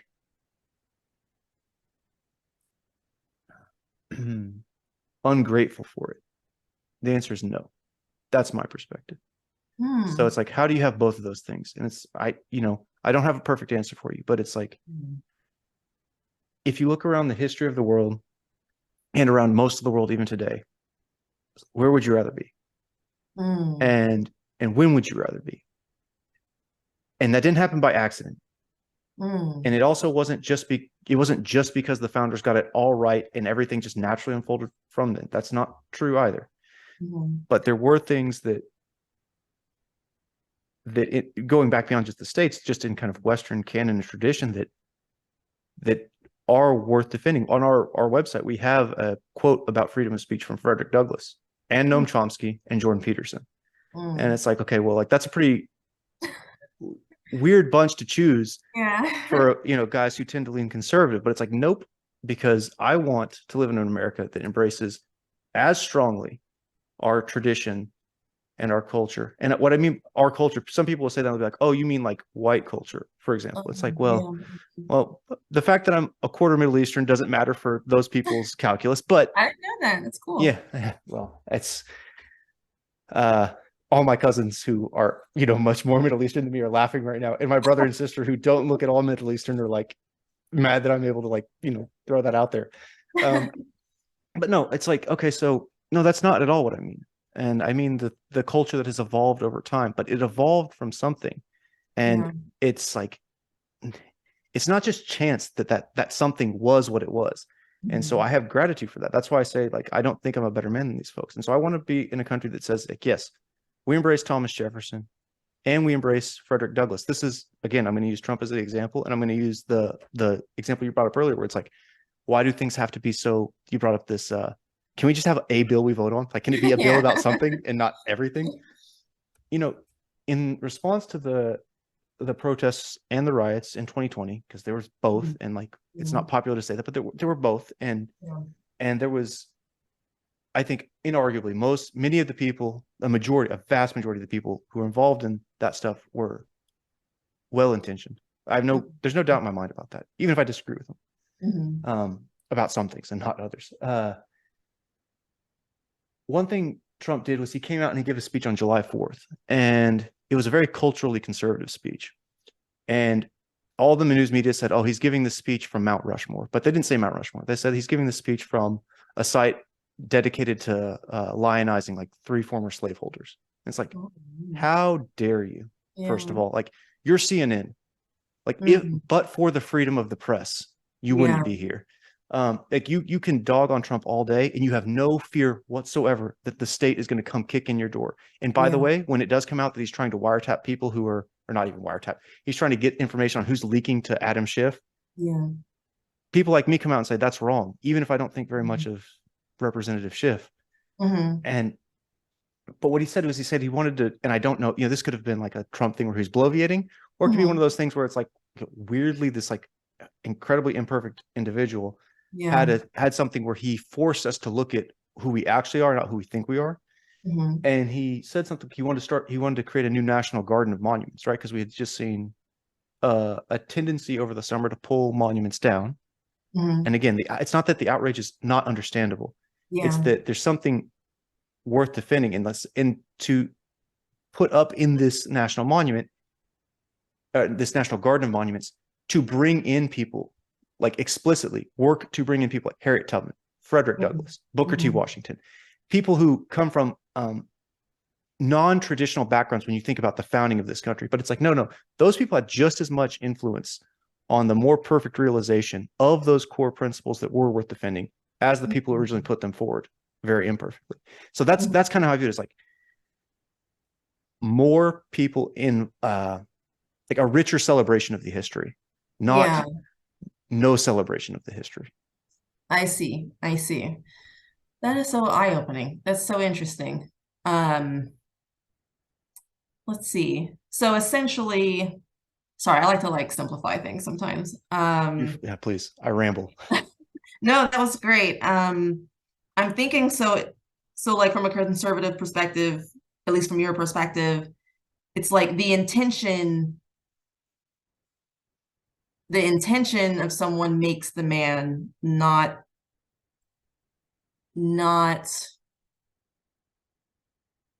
actually what I guess what they did. I don't know. It's kind of hard to explain. Do you Well, understand what I'm trying to ask? yeah, yeah. You're saying something Yeah. like, okay, look, like they had these ideals they espoused, but they didn't embody them in the way that you would expect someone who has those ideals to embody Yeah. them. Yeah. I think that's totally fair. And so the question is, are they hypocrites? Are they Mm, human? Because we're all some level of irreducible hypocrite. Or are they mm, some extraordinary examples of hypocrites? Uh, or is it truly just that, like, you can separate, as you mentioned earlier, the art from the artist, the idea yeah. from the idea holder? And what I would say is it goes back to the delineation, which is something like, well, at the time, it was unremarkable, even though horrific, that these people owned slaves. It Mm, wasn't viewed, generally speaking, as like um, the social evil that it should have been. right. And so, is that a defining feature about those men in that time period? And Mm, I would say no, it's not. What is defining about those men in that time period is actually not just what they intended, but what they intended in the form of the government that they helped found. And mm, and again, I keep going back to this, but it's because I don't want people to think I'm taking this lightly. It yeah. was not done well or well realized for a long time, and Yeah. there's still ways that it's not. Mhm. So the I think this might have been Roger Pluckrose, a British conservative, but if I've or Penrose, I'm sorry. Then I apologize to whichever, maybe Edmund Burke. I don't know. They said something like the difference between a conservative and a liberal, and they're kind of talking more in the European sense, but it holds here too, is the conservative or the liberal comes to a fence in the middle of nowhere and they says, what's this doing here? We don't need this. Take this down. And the conservative, right? Because you're like, what this is, it's obstructing the beautiful scenery. We don't need this. I've got ideas for this land that I can do something better with. And the conservative goes to the fence and they go, why is this fence here? Right. And so it's like, it's a different philosophical perspective. It's like, oh, okay, Mhm. is there a functional utility to this thing I came across that I don't currently appreciate? Yeah. And so there's redeeming elements about both those things. And I think you do need both to help mediate um, the course of time. Like as you're going to navigate this thing, you're going to need someone, whatever I think of his economic policies, you're going to need someone like FDR who can be this kind of uh, collective spirit for the country. You're gonna need Yeah. someone like a JFK, Yeah. um, Mhm. or an RFK, right around the same time as King and X, and it's you need those people. Yeah. And when you're staring down the great red threat, you actually do need someone who says no, not only no to communism not expanding, but no, Europe will be free, and we're not going to have an East and West Germany. Take Mhm. down the damn wall. Yeah. And it's like you need to be able to throw those switches over time, and we don't do it Yeah. great all the time, but I don't know a better way, because I just anything else is so it removes the limiting principles that I know kind of keep the guardrails up. And Hmm. so I'm open to the idea that there's better options out there. I'd like to think that I could actually like, oh no, I was wrong about that. um and one thing, for example, the progressives have said for a while is getting like dark money out of politics. It's Mhm. like, I don't think that that's really a defense. Like, I'm not against corporations donating money, but at the least, I want to know who they're donating to, how much, when. I want to know when those people are investing in those companies. Like, I think Mhm. maximum, you know what I mean? It's like, oh Yeah. yeah, that was like a pretty good progressive critique of the way politics is carried out here. And Yeah. so I'm not so beholden to whatever ideals I have that I'm like gonna throw away good ideas when I can understand them. And Yeah. Yeah. oftentimes it's not necessarily the case that just because I don't think something's a good idea means it's not. It might just be that I just don't understand it. That very well could be the case. Um, Mhm. but yeah, I don't know. I mean, you asked the question, is it the intention or the consequences? I would say it's both. I wouldn't be a good Catholic if I said it's just the intentions. I'm not particularly a great Catholic anyway, but I do Mhm. think that, I even am willing to defend the instantiation of those ideas in the world, because I think what was distinguishing about I'm not going to even just say those men because that, we're talking about, a half dozen or so folks, Mhm. but let's say the collection of like the 30 most influential people on American politics since 1600. I don't think those men and women, imperfect as they may be, I think what distinguishes them is what we're celebrating, not Mm. the evils. And so, if someone had like erected a statue of Thomas Jefferson, easy guy to pick on, that celebrated his, I forget what the plantation is he had in Virginia, like it celebrated Mhm. that, like that horrific, encampment. It's like, Yeah. yeah, I would have a problem with that. But do I think we need to like, you know, raise the ground that the Jefferson Memorial stands on? It's like, probably not. Um, Mm. I think it's okay to, but it's someone like me. It's my job to go and tell people like, no, like here's why you should celebrate Thomas Jefferson too, and take the slings and arrows that understandably come with that, and just Yeah. say like that's okay. Um, Yeah. but I don't think that I'm trust me when I say that I'm also talking to my conservative friends and saying, hey, no, you need to wrap your arms around King. Like, Mm. like, why would you cede King to who you think are your ideological opponents? Like, Yeah. aren't there some deeper truths that he spoke to here? Mm. Um, so I don't know. I mean, Interesting. that's Yeah. And that's very eye-opening. Like, man, I almost wish that more people on the or who lean left, I guess I would say, really knew what you said. And I think it also is the messenger too. I think it has to come from someone who's level-headed and someone who is genuine and they're not just trying to defend their position, but they're trying to explain why they believe what they believe. So yeah, I learned a lot from that. And so now I kind of understand where you guys as in conservative leaning, where you guys come from. And it's actually really cool to understand that you also understand where other people come from. Like that's really cool. Um, and that maybe is just part of America, us having these different perspectives and different backgrounds. And yeah, and I guess it kind of also perpetuates in how things get better because we kind of, we try to do right, I think, by everyone, at least good folks do. And yeah, it's not easy. yeah. It's not. Yeah. So you, like I said, you're from the Midwest. There's a lot of people in the Midwest who voted for both Barack Obama and Donald Trump. It's Yeah. like we like to forget that, and it's like, well, they're the same people. I mean, you mature and change in different ways over time, or at least one hopes. Yeah. Um, but I don't view that as a form of embodied hypocrisy necessarily. Yeah. I mean, it could be. It could be, they just tend to fall for whichever candidate is most charismatic. Could be something like that. Hmm. Or it could be that there's something about both of these men in this case that Hmm. spoke to these folks. And Yeah. it's like, well, I don't exactly know what that is, but I'm really am interested in finding out. And I don't want to assume that they were enlightened in one election and then just like, dogmatic in Yeah. something in another.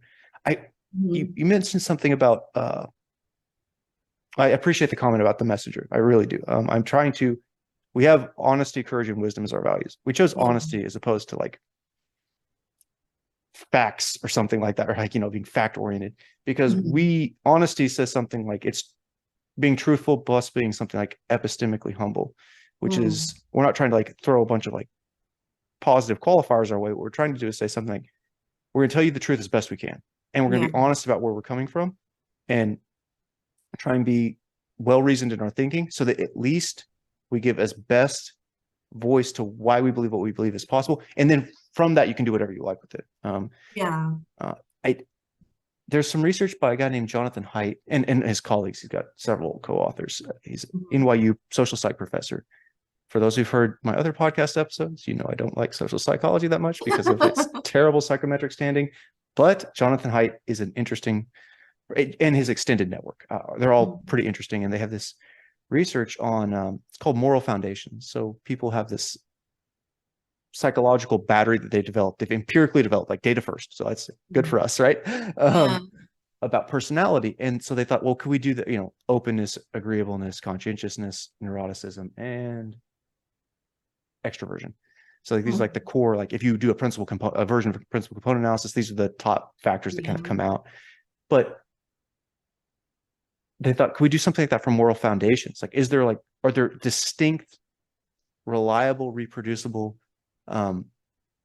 patterns in ethics that emerge that can be validated? And can we trace them between groups? And what they found was that, and they did this from multiple groups, but I'm just going to take the Democrats and Republicans, which is not a great breakdown, but for now it's fine. They found that Democrats were hyper attuned to like a subset, like I think it was 2 or 3 of those dimensions. And like way more in terms of intensity of expression, something like that in those dimensions. Whereas conservatives were way more flat in their structure, but it was more representative across the ethical dimensions. Interesting. And yeah, it is interesting. It's like, well, what does that mean?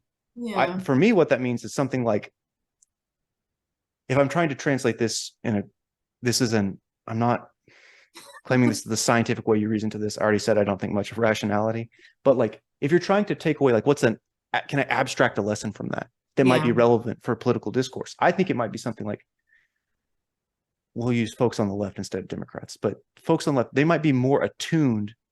The instruments, if they're that can detect something like unjust disparity that results in suffering, their instruments are more finely tuned for that than people on the right, let's say. And so the earliest leading indicators you're going to get are from that part of the populace. And it's like, okay, that's actually useful to know, because it's like, hey, if they're saying, hey, you might want to look at how, capitalism is great. It provides a rising tide lifts all ships, but also it, like all economic system, it displaces. And capitalism, because it has so many fruits, there's not as much revolutionary incentive against it, which I think is good. But at the same time, it means you can have runaway winner take all scenarios. And that's like, forget about like what it does to people in the third ward here in Houston, who maybe conservatives stereotypically don't care about, even though I don't think that's true. But like what happens in like Youngstown, Ohio? It's like, so like I do think that this populism that has kind of emerged on both sides in terms of economics, it's like that's actually a left of center critique of capitalism, which I don't make apologies for, but I do think, oh, hey, this populism has a point. Okay, great. So, and then what does the flatter Republican structure mean? It means that, well, that when we're doing something like making policy decisions, Thomas Sowell, economist / philosopher, he has this saying that, like, there's no correct decisions, there's only trade-offs. I think for the simplest things in life, there's correct decisions, but for anything that's really meaningful, you're dealing with trade-offs. So it might mean something like conservatives are like trait characteristically, this is not means that they don't always express this, but trait characteristically in general, on average, they're going to be more sensitive to like what trade-offs are happening if we do pursue this social welfare state. What, if people will laugh at this, because it's like, well, what does that do to the budget? It's like, yes, I think the social welfare problem is a bigger problem than what happens to the budget. But I also think we have a budget as a country. Like, I don't think that we can just continue to like, so, it's like, okay, well, that's an interesting insight. And it's not, people will claim that's like some pseudoscientific reasoning, but that's okay. I'm making something like a metaphysical case as opposed to a rational one. So I don't really care about like that critique, but that's how I think it is. Like, okay, we're tuned for different things. And the way that the strength of that is that at certain points in time in our history, we're going to need people who are tuned for some things versus others to kind of rise up. That makes sense. It does. And I kind of agree with like your generalization in that I do think folks who lean left tend to be a little bit like, they definitely dig their feet a little bit more into a perspective. And I think it almost takes something fairly radical to like have them consider an alternative given some sort of impact that they are not down with. So like, for instance, the thing we were just talking about with the founding fathers, like for some people, knowing that they own slaves is the cutoff. Like, me to look at all the other like redeeming qualities. Whereas I think, at least in my experience, it does seem that conservatives have a little bit more of a on average, Mm-hmm. Yeah, a yeah, little you're bit fine. more, a little bit more of I don't want to say rounded, but they, for better or worse, they might be willing to overlook a couple of For things. better and for worse, right? It could be Yeah. both those. Yeah, that's fine. I don't Yeah. take any offense to that. Like, look, you're Yeah. good. One, you're not going to offend me. Okay, You're good. too polite, and I can tell you're trying to be careful with your words. You're Yeah. fine.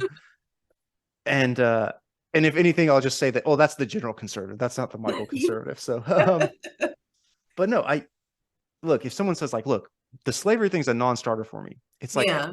what do I want to like? I think people should disagree fiercely. I don't Mm. like this whole like again like the meme essentially of like Tip O'Neill and Ronald Reagan that they were buddies and they disagreed, but they had a beer at the end of the day. I do think we should go to the perspective where like people can go grab coffee like they can talk politics. They can wake up the next day and be like, all right, let's go to breakfast. And Yeah. and say, all right, we're still going to live in this country together because we have these things we agree on first. Yeah. But we shouldn't, I'm not glib or naive about the fact I think we really do need to have it out with these things we disagree on. Yeah. And if someone says, hey, this slavery thing's a non-starter for me, I would just say something like, I don't agree with slavery, like, so please understand, like, you're just gonna have to trust me that that's not the end I'm pursuing. Mm. And B, I would say that you're not just writing off those men, you're writing off of all of history that way. I would Mm. rather write off the element of history that deals centrally with the slavery and try and see, is there anything that they had some wisdom that I don't have or that I need to have moving forward?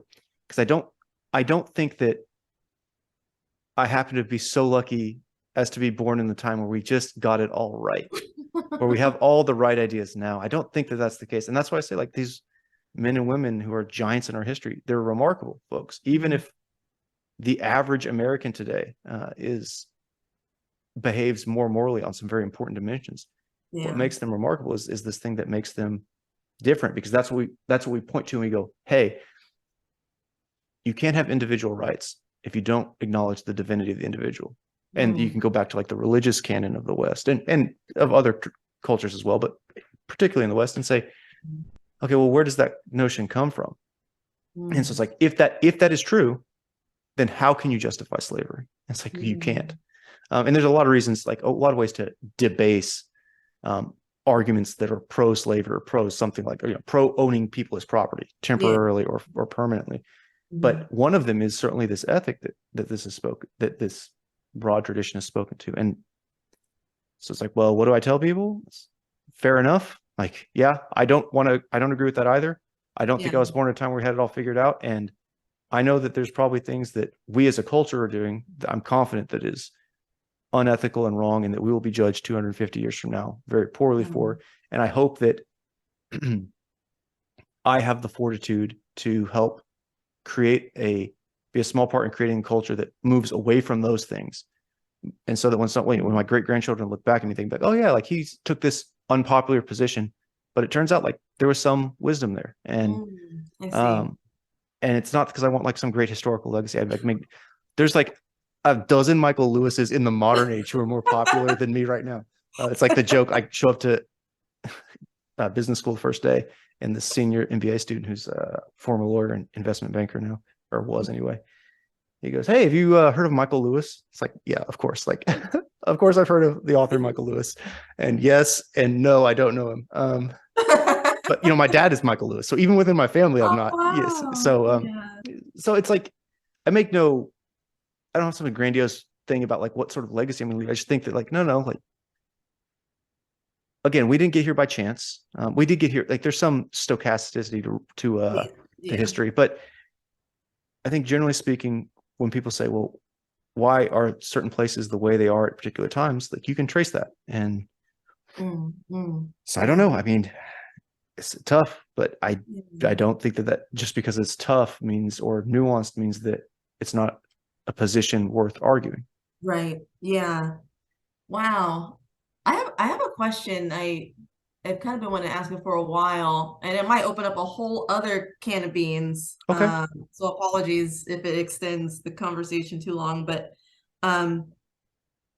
you can correct me if I'm wrong, but I feel like some of your positions are embedded in your spirituality, perhaps. Okay. And you're a PhD researcher, and you're also like a very proud Christian. At least it comes across that way to me. And this is probably like a super cliche question, but do you, I'm more so asking just for me. I don't have like a follow-up to this, or I'm not trying to like set up anything. You're good. How do you reconcile your faith with things that you've seen empirically in life, as well as with your understanding the scientific method and all that great stuff? Yeah, it's a fair question. First, I'm not a particularly great man of science. I do like the method and particularly the empirical analysis part of things, and the taking reason and logic to problems. I really enjoy that. It's a fun kind of game. Yeah. But it's a mode of understanding in the world I think is just about superior to anything else. But you can't recover the frame that you analyze the world with de novo. This blank slate thing is its own religion. And so so I think, again, where did scientific inquiry emerge? Well, it kind of emerged in the West, and it was large swaths of Western knowledge were then preserved by the Islamic world, and then later recovered by the West and built upon. But the way I would say is, like, there's a lot of people who are way smarter than me in the man of science, woman of science sense, who are believers. So I don't view it as like I'm sticking at some like incredibly weird position, even though I do agree. I do agree. It's like, it seems like I should experience some cognitive dissonance, right? How can I exist in both these worlds? And what I would say is, I've mentioned that I'm Catholic, but it's, we have a Catholic men's group that meets for once a week, 3 months before Easter each year. And this has happened for the last couple of years anyway.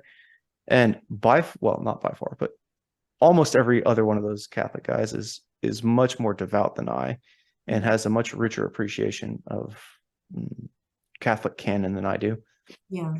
And the way I phrase it is, I want to get to a point where I can reason my way into a level of belief that they have. I'm not there, and I don't know if I'll ever get there. And I don't think I can get there, both because of my own limitations, but because faith means something other than knowing. And so so it's like, well, do I think the world is like, whatever, 2,500 years old? Probably not. So like, I'm not bound by the literal, I don't bound myself by like the literalist interpretation of some of the texts, but I do view it as, I'm a fan of, this will be controversial too. I'm not exactly sure why it has to be that way. I think Jordan Peterson has done a lot of good for the world in this regard, at least, which is to like say, okay, well, let's recover what is good, true, and beautiful from like the Judeo-Christian tradition, and let's go back to the text and actually talk about that.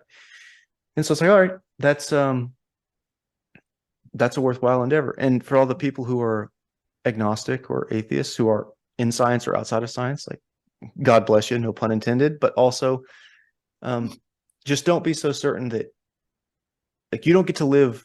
There are people who try and live this way.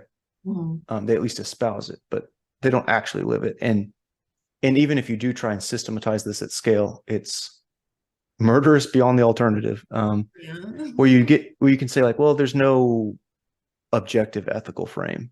It's like, nope, we all have moral rules we live by. And whether you think that those moral rules are divinely revealed or reasoned through natural law and that tradition, or from some other source, like rationalists kind of have their own expectations, but and as do others. But I just say something like, well, I try, the natural law camp kind of appeals to me most, because it's like, I don't want to make a type 1, type 2 error problem guess about being wrong about the existence of God. It seems like the consequences of that would be quite catastrophic potentially. But also I think that I do believe, and So yeah, I believe in. I can't get there all the way with some of the strict teachings, and so I try, at least for now, to say, okay, well, how might that be true? And I try and reason, and I come up short, which means I still believe what I believe and not what the church believes, perhaps. And then I just try and live a life that's good, and I judge that by, well, okay, well, do other people seem to like gravitate towards like, hey, this is something like to aspire to, and so it's like, all right, that's good enough for at least today, and tomorrow will be tomorrow. Yeah, that's awesome. Thank you for answering that. I realized afterwards how personal of a question that probably was. No, you're fine. Like I said, take no offense, and it's a totally fair question. Like, how can you be someone who's doing, scientific research and also be someone who is kind of wears their faith kind of on their sleeve, more or less? Again, my cousins are laughing because these are like, they're Lebanese Catholics. So we go over to their house for Christmas, and it's like a small Christmas is like 60 people. So, but prosper, go forth and prosper. And they certainly have done that. Yeah, no, thank you for entertaining that question. The only reason why I asked is because like I haven't been able to, like, I guess kind of like you, I haven't been able to reconcile a lot of it. Maybe just with me, it's a little bit more, maybe it's like a bigger percentage or something. But I'm almost like jealous of people who are able to do that. And so I was hoping almost to be like if you had some secret or something, I was hoping to tap into that. The only thing I'll say is I try and distinguish for myself, and this helps because like I said, at least in that Catholic men's group this past, and one of the other gentlemen's, his wife, she and I will have conversations as well, and I'll ask them like the tough questions for Catholics, right? And I'll say, and I'm not saying like, hey, you have to play defense for the Pope or for these like terrible atrocities that have happened or anything like that, but I'll ask them like the historic issues, or I'll ask them like, hey, even in the modern context, I can understand why you say something like gay marriage is a problem because marriage needs to mean a thing and it needs to be that thing. And there's a sacrament in the Catholic Church that is marriage. And so we want to preserve that. But I don't understand why that necessarily, like, I can understand that whether or not I agree with it. I can at least rationalize it. But why does that mean that you have to come out against civil unions? Right. I don't get it. And I have the same conversation with in vitro fertilization. I understand because it overlaps with the abortion issue in some ways, but I can understand parts of the anti-IVF situation. But Catholics are about as pro-family as any religion. And it's like, well, don't you want, like, isn't there something that like really moves you deeply to say like this poor couple is struggling, they really want kids, there's nothing else they want in the world, and we have the means to help facilitate that, and you're saying no? And there's something called the simple case for IVF, which I won't get into because some of the logistic details are not like particularly for polite company, but essentially, like, just think that like a lot of the moral qualms that Catholics would have a problem with are eradicated. And essentially what it comes down to is like, no, there are still some rules that are violated. And for me, it's like, can I distinguish the reasons from the rules? Because if I can trace the reasons, then I can kind of, it's like an on-ramp. And to like some extremist Catholic group or whatever. But it's an on-ramp to at least understanding that perspective. But if it's just a rule, here's the thing. Like, we'll talk about another fallacy. There's this appeal to authority fallacy, right? Oh, you can't talk to me about this issue because I did a PhD in it or whatever. Whenever I publish my PhD on fake news, I will be the world's most open critic to my research because I loathe most of the people researching fake news because they do this credentialism argument. But this appeal to authority fallacy, it's like, yeah, you don't want to appeal to a credential or to a title. But if the authority you're appealing to is like the divine maker of the universe, if you can appeal to any authority, I think that is an okay authority to appeal to. Like, you know what I mean? Like, if that fallacy is going to be justified, it's like, I can at least say, well, given that this is your perspective and you believe this is the strict word of God, it's not a fallacy for you. It's something like, no, I don't have a choice in this. Like, regardless of how I feel about it, it is prescribed as such. And so, yeah, that's where I can't necessarily get on board, but like, I can at least try and separate the rules, like, and map the rules onto the reasons. And then when there's a disconnect, I can say, well, these are effectively functioning as like standalone axioms for the believers I talk to. And yeah, I don't know. I think the other thing that helps me believe is like, you'll see things like you'll see like art, or you'll listen to a speech, and for whatever reason, I don't know if this happens to everyone, but like someone just like moved me for some reason. I'm like, whoa, Yeah. like, just hits you, and you're like, okay, well, what the hell was that? And it's like, huh, Yeah. don't go, Yeah. don't go ask the rationalists, right? Like, because or like the neuroscientists, they'll be like, oh, there's a firing of chemicals and neurons in the brain. It's Yeah. like, thanks, I wanted that sanitized version. It's like, no, it's definitely something deeper than that. And Mhm. so it's like, okay, well, you get like little glimpses of providence, and I think that that's like Mm. that's pretty cool. And so when I see that, I'm like, okay, that's not Yeah. to like take Lamar Hamlin. Mm. What happened Yeah. with him on the football field. Mhm. It's like, okay, we live in a society that says, we want to keep politics and religion out of polite culture, and then all we ever do is talk about politics. Mhm. And sports has been politicized. But the minute that happened, and there's all politics around COVID and the NFL and protests and all this, the minute that happened, two teams of 60 men who are all 6'2" and at least 200 pounds, and many of them way bigger than that. Mhm. And they, tears flowing from their face, hit their knees. No, like Yeah.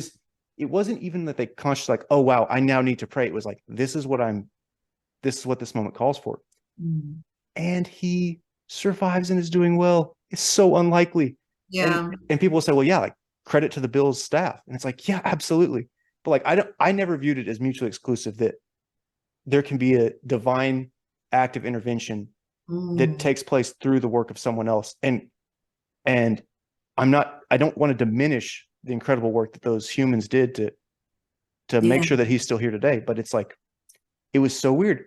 Even on Twitter, as vitriolic a place that was, it didn't matter who you were talking. It wasn't, it became controversial later with some of the Yeah. conversations, but Mhm. at first it was just like, oh my God, like, I hope this young man's okay.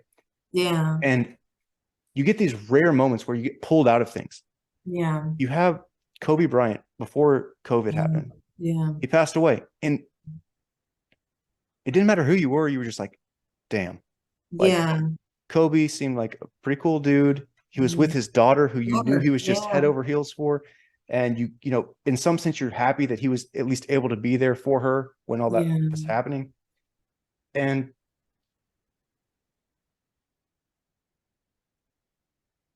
you get pulled out of things. Yeah. And then you get 2020, COVID, all this stuff, and you lose sight of that. And then DeMar Hamlin happens. And you're like, Mm. oh, right. Mm. There is something beyond what we understand here Mm. that speaks to all of us. And Yeah. so, yeah, that's kind of what Yeah. I see that stuff, and I think, well, I don't understand God, and I can't. Yeah. But I do believe. That's it. I don't know how Yeah. to say it. Yeah. Wow. Thank you for sharing that, Michael. 'Cause I was curious about that. And it seems like you are like a glass half full kind of guy. And that is I might be like psychoanalyzing or something, but it seems like you you like to identify and extract the either the good out of things or the useful out of things. Oh wow, I like that. Yeah. Yeah, which I can really appreciate.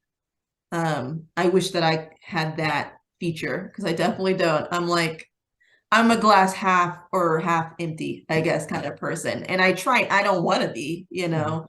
but I guess my psyche latches onto the things that go wrong, um, Mm. which is unfortunate. But yeah, that's interesting to hear your perspective. Well, let me provide you with some recompense, because it's in the small acts too that these things are revealed. So like you talked about this young woman with whom you work, I think it was at Microsoft still, where she talked about she chopped her hair and she wore her Yeah. hair naturally. I think Mhm. that's like the coolest story. Like Yeah. I think it's so awesome. And Mhm. I'm not very much like I suspect we might disagree on this. I I don't particularly like when things kind of become political or activist oriented on LinkedIn. It's Mhm. not that I'm like necessarily against it. It's just that when that's all it is, I kind of view it as like, Yeah.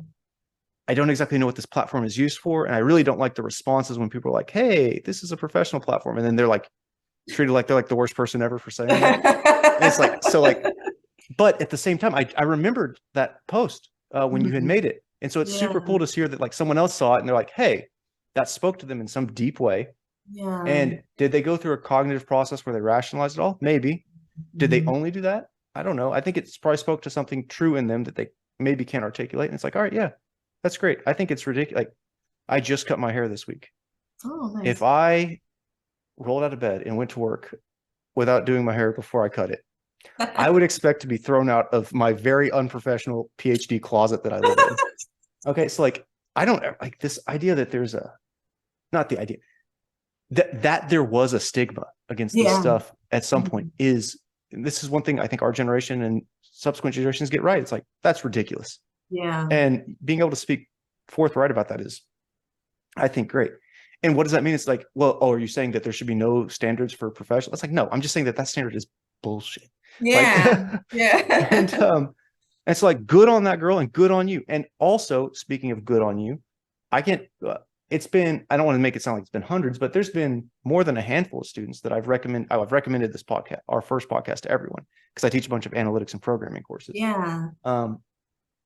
But some of them, they really resonate. It's like, yeah, they get excited because they get to hear about like your successes in data science and kind of hear about like the different on-ramps. But Leondra, let me tell you, like the people who most kind of vibe with this stuff are people who feel like you felt at that one conference where you're like, man, I want to like call mom and pack up and go home.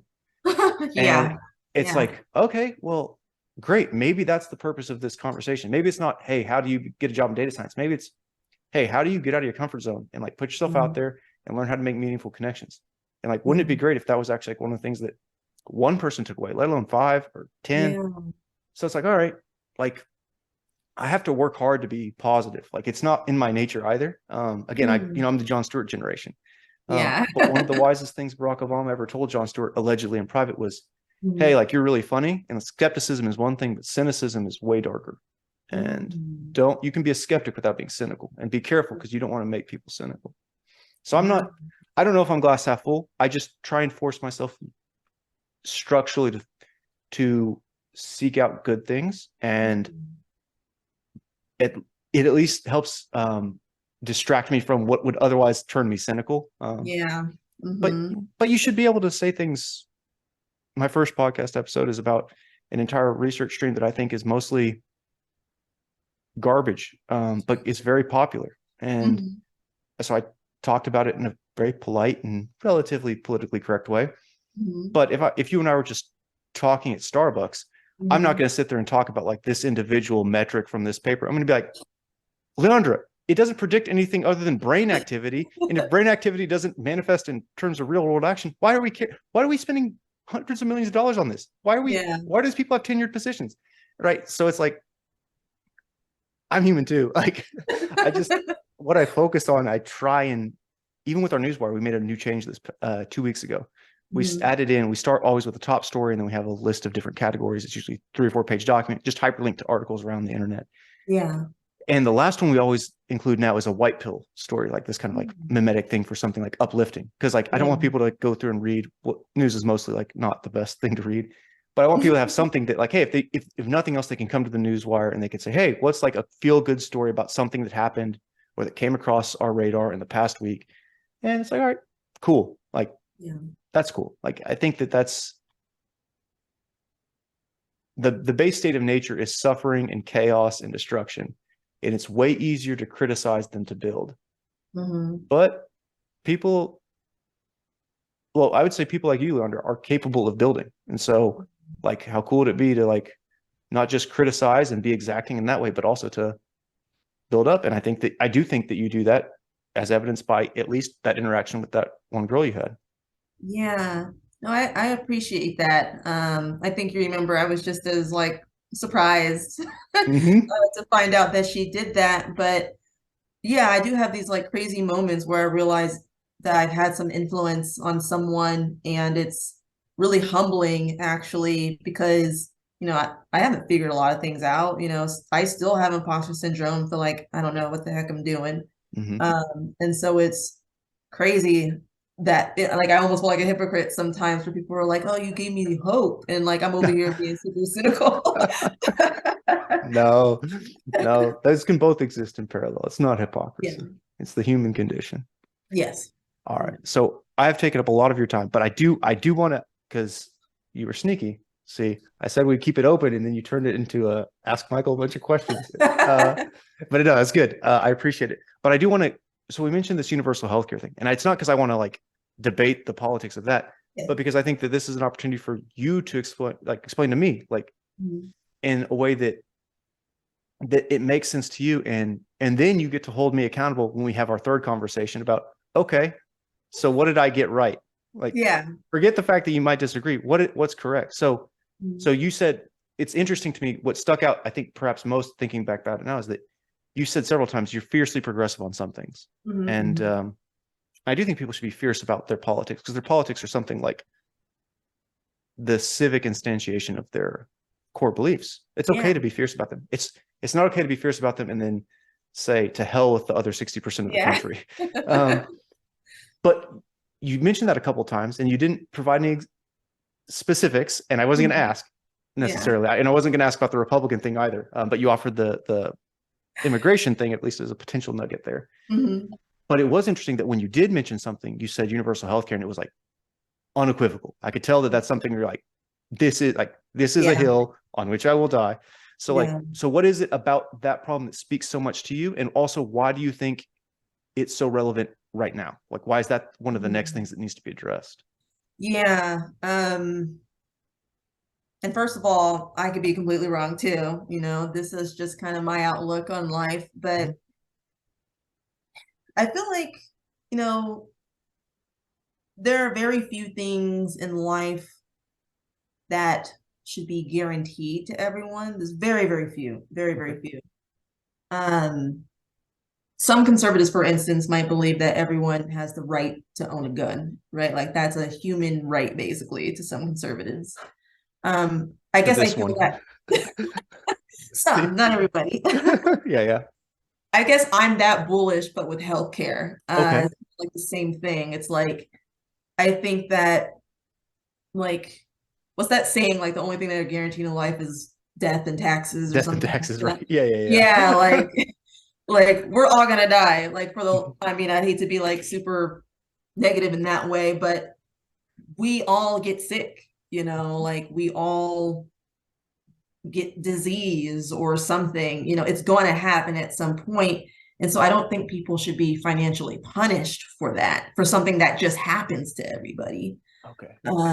And I think that the way things are currently set up, if you get some terrible disease, it's basically a sentence for losing everything, every material thing. You can lose your house, your credit scores, shit, and that just doesn't feel right to me. And I don't know any other way to guarantee healthcare to people other than through that method.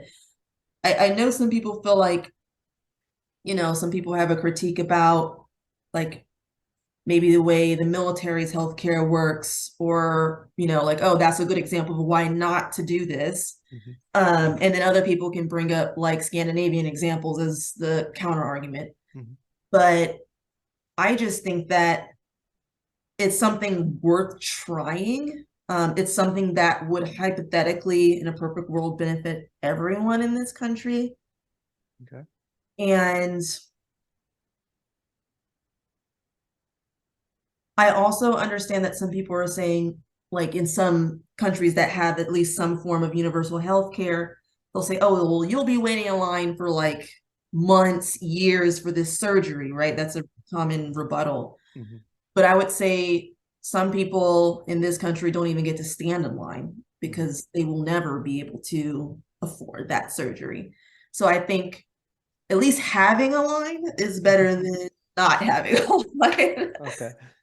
So there's going to be some conservatives. I don't think anyone who I'm friends with, but there will be some people who hear what you said, and they'll hear Bernie Sanders saying, it was a good thing that there were bread lines in the Soviet Union, which is like, Mm. no, the hell it was not. But I take what you're saying, right? You're like, hey, it's better to have a rope to pull yourself out of the pit than to just say, well, I probably wasn't going to make it up there anyway, but so who cares about having a rope? It's like, no, I'd like to at least try.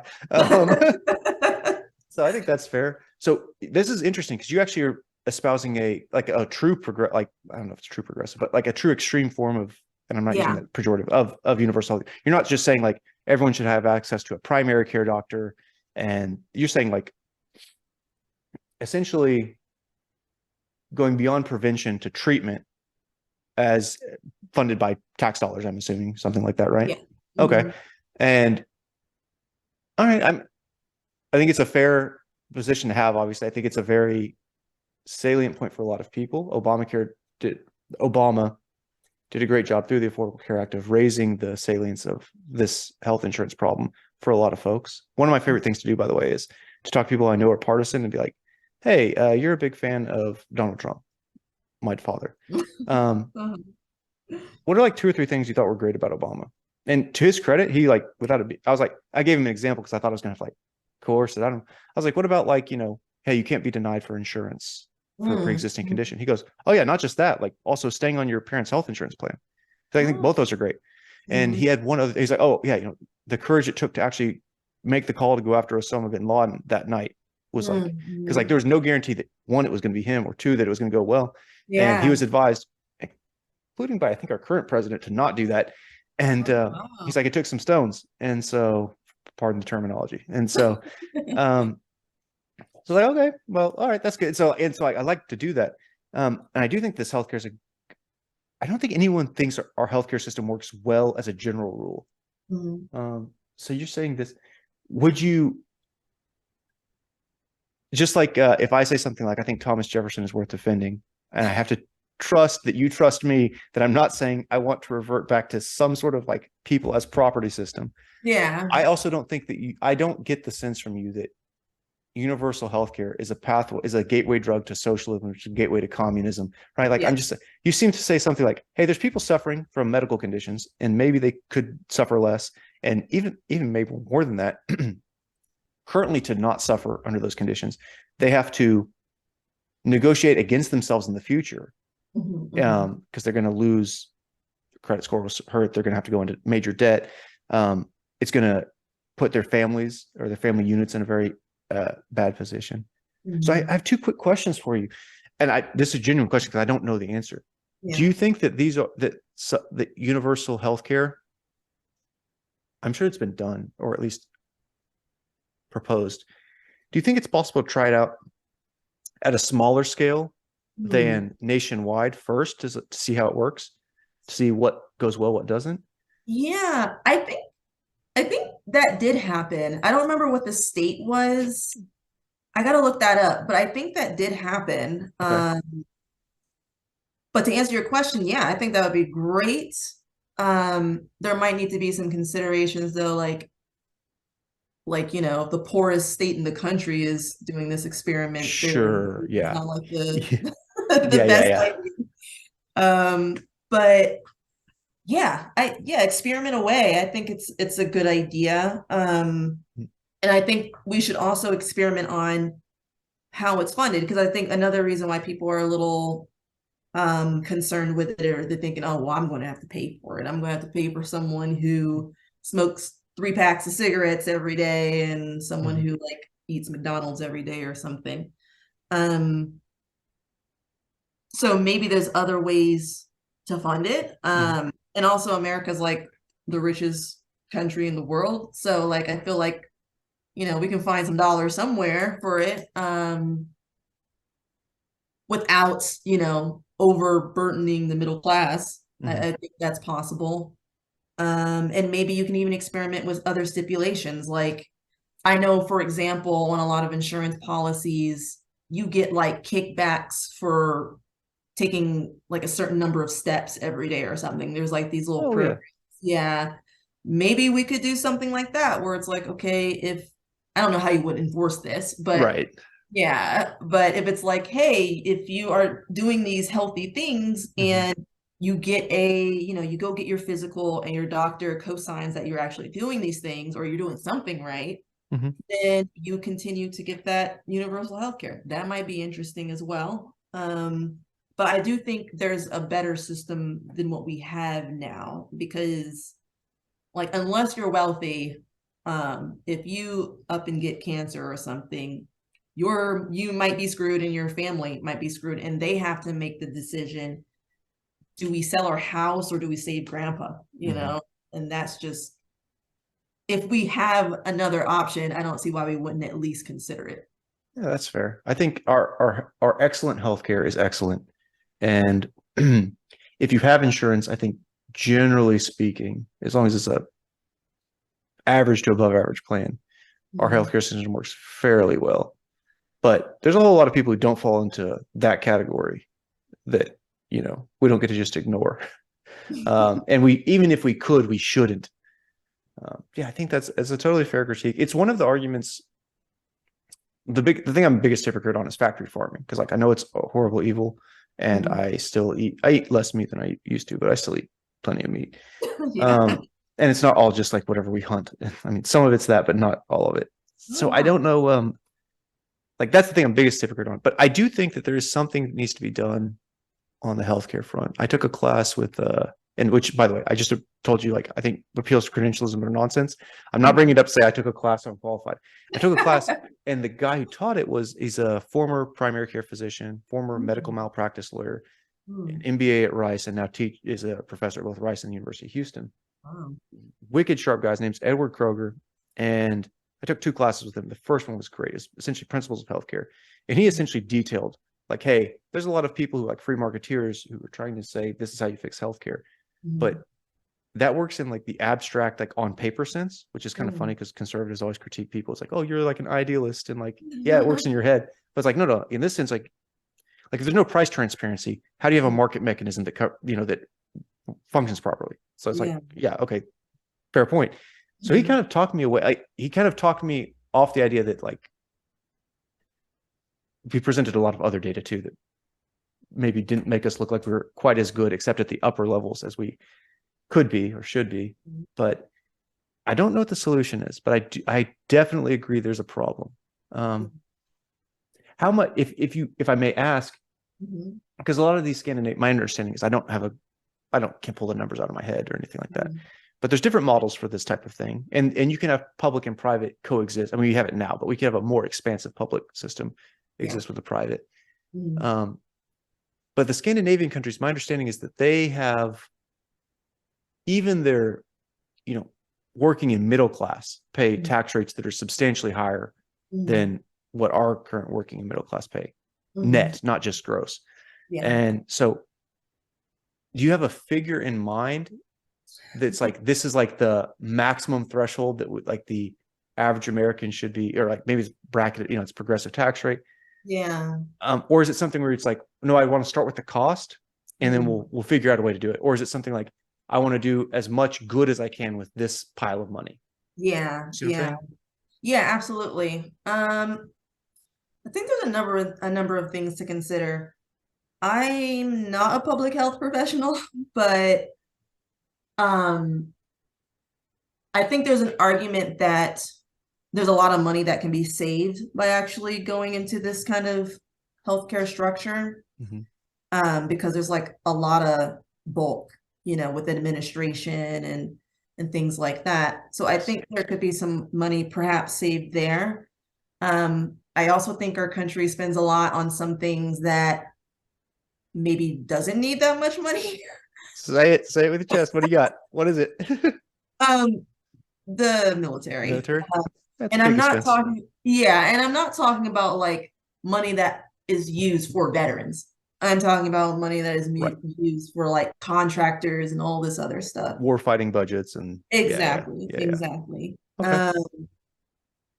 And when it comes to the tax part, I mean, I think I don't remember if it was Elizabeth Warren or if it was Bernie Sanders, or maybe it was someone else, but they were proposing a speculative tax on like stock trading or something like that. So basically taxing Wall Street, essentially. I don't know how I feel about that. That's also another thing. Yeah. And I don't like to answer your question, just so you know, I'm not trying to walk around it. I No, don't you're fine. like, yeah, I don't have a specific number, especially like the distribution of it across different Mhm. like, income levels.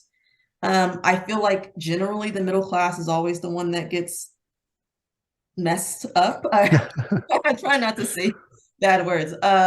But I would hope that's not the case. I would Mhm. hope that, well, for instance, there are some companies who don't pay all the taxes that they should pay because there's loopholes or, tons of things. And it's like, maybe they should pay a little bit more taxes if they're selling to the American people on American soil and they're incorporated in America. It's like, well, maybe you should be paying your effective tax rate, not this bullshit tax rate that you get after all these loopholes take effect. So I Yeah. think there's a number of like things to look at before we talk about taxing this shit out of the middle class. Because I would like to avoid that as Yeah. well. Yeah. Yeah. You're right. The middle class gets kind of stiffed because, um, they actually, some of them are actually net payers into the social welfare program, Mm. meaning that they put in more than they get out, which is not necessarily true of people who are in lower socioeconomic status. Yeah. But they're also not in the financially free situation that people in upper brackets are. Yeah. Yeah, you make one argument that definitely appeals to me. Anyone who wants to like cut administrative bloat, I'm like, you have an ally in me, no questions asked. I do wonder. You talked about Bernie Sanders. I think it was Bernie Sanders who had something. I don't remember the exact plan, but it was like Yeah. taxing like these like microtransactions that are done in Yeah. algorithmic trading or something like that. It's Mhm. certainly Wall Street trading. And then Elizabeth Warren had something where she's since pushed for this again. I think this is highly unethical, and I don't even know how you could. I don't think it's constitutional. I don't know how you could possibly enforce it. But it's Mm. like something like a tax on your net worth, because what will happen Oh, is like these CEOs will say something like, oh yeah, I'm worth like $60 billion, but I'll take like $100,000 a year salary, and then I'll just take out a loan against my net worth because that loan isn't taxable, right? So I can like live off of a $2 million a year loan, pay it back, that's no problem. And huh. so I would say rather than taxing someone's net worth, which could change like that overnight, Yeah. and also it's not clear that you have the public has a right to those unrealized dollars. Uh, Yeah. Yeah. just tax the loan that they take Yeah. out. Like, Um, that seems like a stop. Yeah, one of the things though, you said you want to talk about like a true tax rate versus an effective tax rate, or tax rate on paper versus tax rate in reality. Yeah. I am sympathetic to this argument because I don't think you should, like, Texas is a pretty business friendly state. Yeah. And I think that states should be allowed to be as business friendly as they want without engaging in like cronyism. Mm. Um, so to the extent like this stuff is a function of corporate lobbying that's corrupt in some way, Mm. um, I'm with you. But I do also wonder, and I worry about this in our current environment a lot, like if you make certain cities or states or the country as a whole relatively uncompetitive in terms of a tax friendly environment, like we've Mm. got a lot of raw talent here, we've got a lot of raw materials here, Mm. we've got a great populace. I'm certainly biased in that regard, but I think that as America has a lot to offer, but countries also don't exist as a expression of altruism typically. Mm. Um, so I do worry that certain schemes could push companies away, and then you've reduced the size of the pie that you get to pull Yeah. from, as opposed to saying Mm. how big of a slice. Yeah. But I mean, again, it's trade-offs, and it's not, to me, it's not self-evident that that's unreasonable at all. And Mm-hmm. especially if someone's worried about like, what about the working and middle class? It's like, well, we're trying to find ways to minimally impact them. I do think that, by the way, conservatives are like, yeah, we want to increase social benefits, but we're not touching the military budget. I think that's so disingenuous. Yeah. It's like, Yeah. come on now. Just like I think it's disingenuous to go cut the other way. Be like, Yeah. Yeah. but okay. Yeah. No, that's fair. Because I have heard that concern as well. Like, oh, well, we're going to push countries away to other countries that will give them like a better Mhm. effective tax rate. And that might be so. I'm not sure. I'm not super well versed in this area, but I just hear situations like where Americans are paying like hundreds of dollars for a medication that another country is paying for like cents on the dollar. Right. It's like, how is that? Like they figure something out over there. Yeah. Yeah. Maybe. Sometimes it's a function of research subsidized by American R&D, Yeah. and then those companies need the intellectual property rights to recover that investment. But it's not always clear that these pharmaceutical companies are operating on razor thin margins, let's say. So I do think there's some play there. And it's also crazy. Like you talked about, I want there to at least be an option for people to have healthcare, even if it's not great, but at least they have that option. Mm-hmm. I think it's not even, there are people who don't have the option, but there are people who are opting out of pursuing healthcare because they're just like, it's not worth it for my family. The quality of care I'm going to get relative to the debt I'm going to take on. I'm going to inconvenience. And this is such a terrible thing to think, but if people do think this, it's like, I'm going to be such a burden on my family. I will just, suffer through whatever I have to suffer through. And if it's a chronic issue, it'll be a chronic issue. If it's something more systemic, then, when my time comes, it's like, man, for the progressives, I would say, like, talk about how great a country America is or could be, and then talk about like how this is no longer like, this can't be like the standard. Yeah. And then conservatives be like, look, they're speaking to the ideals that speak to you, and find a way to figure it out.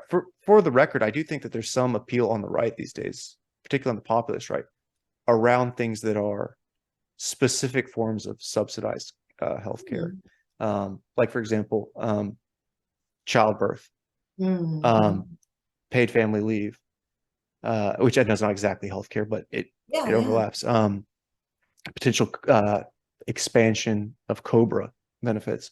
I do think that there's some extension of primary care because prevention is typically more cost effective than treatment. Yeah. And of course they're conservative, so they're going to want to means test everything. But I mean, that's not unreasonable. You say something like, well, hey, if you're, I like, donuts and brownies as much as the next guy, but if like that's all my diet consists of and I chain smoke cigarettes and I rely on like this, public affordance, then I'm also foregoing my civic duty. And so, it's like, I think you had a good point. It's like meet biannually or whatever, triannually with your physician, be doing the things you can do. And that looks different for a lot of different people, but, and then, we'll have it out. I suspect something to be upbeat about on your end is that your argument is appealing to a lot more people than maybe what some of my counter arguments would be. And so, it would be, if let's put it this way, I would be thrilled to be wrong about this.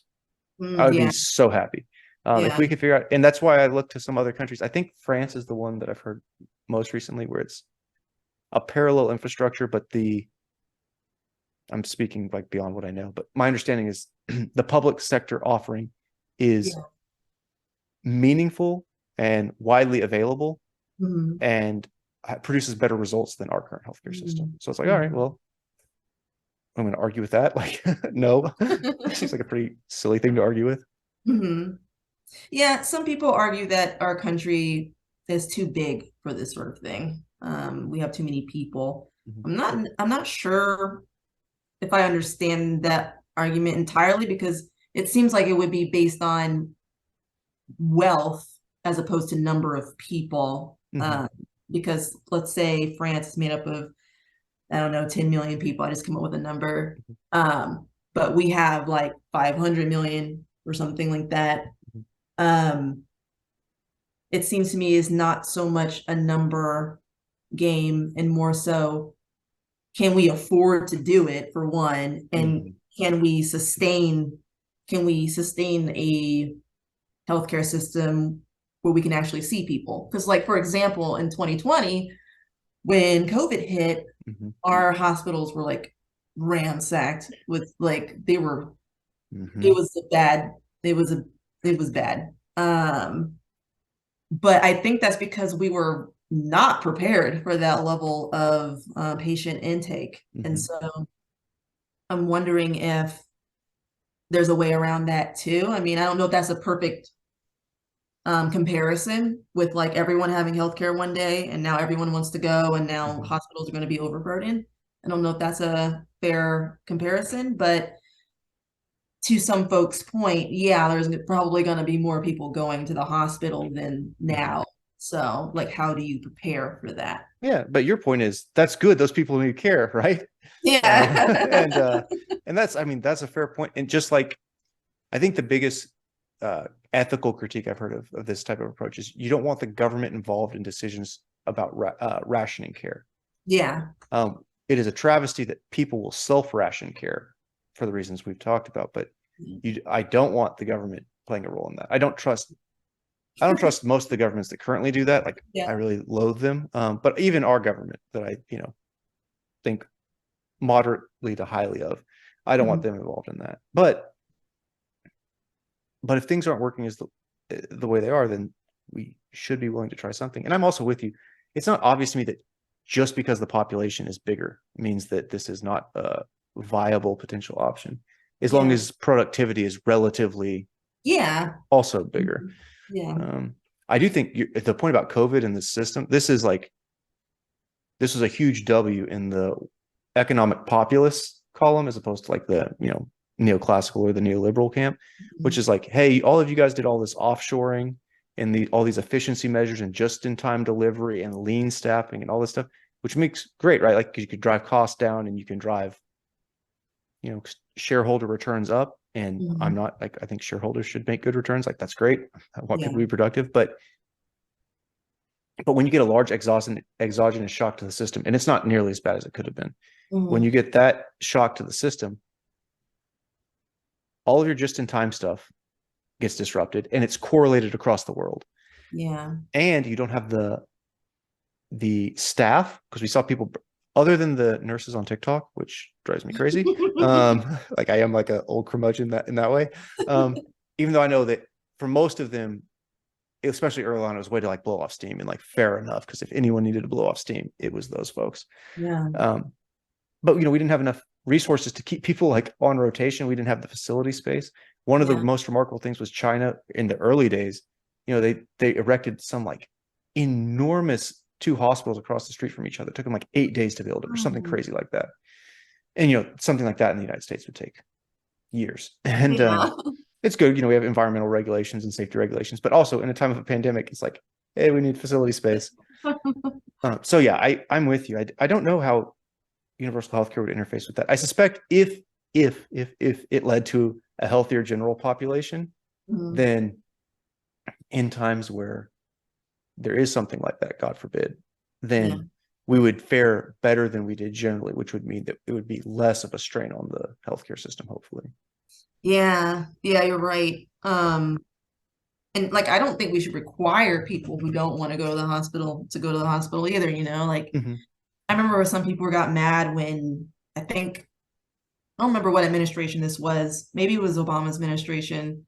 So I know Michelle Obama was really big on like healthy food and stuff, but didn't they like start taxing like soda or something like that? Oh, that was Mike Bloomberg in New York. Yeah. Oh, okay. Yeah. That's right. And No it's more big like, gulps. and it's like, okay, well, people, I mean, you're gonna punish them for liking soda. I mean, like, they have the freedom to get soda if they want to get soda. I think that's fine, but now I'm thinking, like, how does that play into the whole universal healthcare thing, where it's like, yeah, everyone has the freedom to eat KFC every day, but would they also have the right to healthcare that's federally funded, given that they've chosen to have that lifestyle? That's a whole other thing. And then, do you really want to, like, I don't want to be in a position, even if I were elected official, to be like floating on like, these people get healthcare, these people don't. I mean, that's rough. But I do think that there's a way, if we have this conversation in a protracted fashion, that we can arrive at something that is better than what we have today. And for sure, one of the dimensions of better will be more available at an affordable price to people. I do think that is something that it's silly that any of that is. It's like the thing about voting on one bill, Yeah. or the thing about like celebrating a richer understanding of American history. I don't see why those have to be partisan talking points. Yeah. So I think you'll find in some of the more rebellious sides of the right that you have good allies on that front. And also, for whatever it's worth, Jimmy Dore is still pounding that drum every chance he gets. So he's still he better be, because that was like his like thing. Yeah. Universal healthcare. Yeah. I'd be shocked if he changed his tune on that. Yeah, now he's a free marketeer. He doesn't want any government regulation. No. Yeah. Do No. you watch at all Boiling Points with Breaking Points? Breaking Point, sorry, Breaking Point with Sagar and Crystal Ball? I do. Yeah, I figure you will like that. I'm assuming you do like it because they also have like this conservative, liberal, or actually I would say she's more progressive, conservative, progressive type discourse that I really appreciate too. Yeah. I think if people are like if people still want to be informed on the news, but they'd rather unplug from cable news and print media and social media, the number one thing they should do is subscribe to FreedomCast, and number two is they should subscribe to Breaking Points. No, I really do. I think so. Crystal Ball is a former.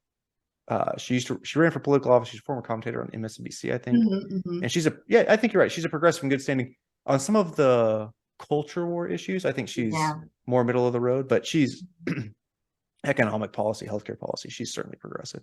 Yeah. And Sagar and Jetty he's like what I think they call it's not compassionate conservatism. I can't remember what it is, but it's essentially a populist version of conservatism. And they're friends, as far as I can tell. Like, they genuinely are friends. Yeah, and, they look like it. Yeah. And he described himself once as, I think, a fiscal conservative. And I think he tries to distance himself a little bit from the culture war stuff, which I understand. And I feel like Crystal does too, to a certain degree, because they're more like policy focused. It feels like, I agree. Which I can appreciate too, because that's what it boils down to me, is like, what are you proposing? What is the policy here? You know? Yeah. Again, talked about, you feel like you're a glass half full person, but again, it's easy to criticize, but you're looking for, what do you build? I think that's good. I think I don't think you're as glass half empty as you think, because if you were, you wouldn't have any vested interest in seeing what people are going to build, right? There's something there that you think, like, oh no, there's hope, or there's something to aspire to. So, yeah, that's interesting. Yeah, perhaps. Yeah, I do like them. I think they're great. People should check them out. It's like, if you haven't ever seen it before, it's gonna be way different than cable news, but like, give it a couple episodes. It's a informative format. They don't have commercials either, which is super helpful. So they could have maybe not a 3-hour conversation, but they could have a back and forth for half an hour. Love them. And I believe that Crystal is either dating or engaged to Kyle Kulinski, who is way more progressive, I would say. But they're both, lefties, and I enjoy his commentary every now and then too. Okay, so you have to send me some videos, because there's a couple people on the left who I know are very popular. Kyle Kulinski. What's Cenk Uyghur's cousin's name? Hassan Piker. Hassan, Hassan Piker. And by the way, I'm not saying all these people are equivalent. To me, it just kind of looks like a blur of people over there. It's a whole thing. There's like, I mean, there's people who I think are more professional, like Sagar and Crystal, and then you've got sort of like your debate bros, like Debbie and Bosch, and a lot of those guys.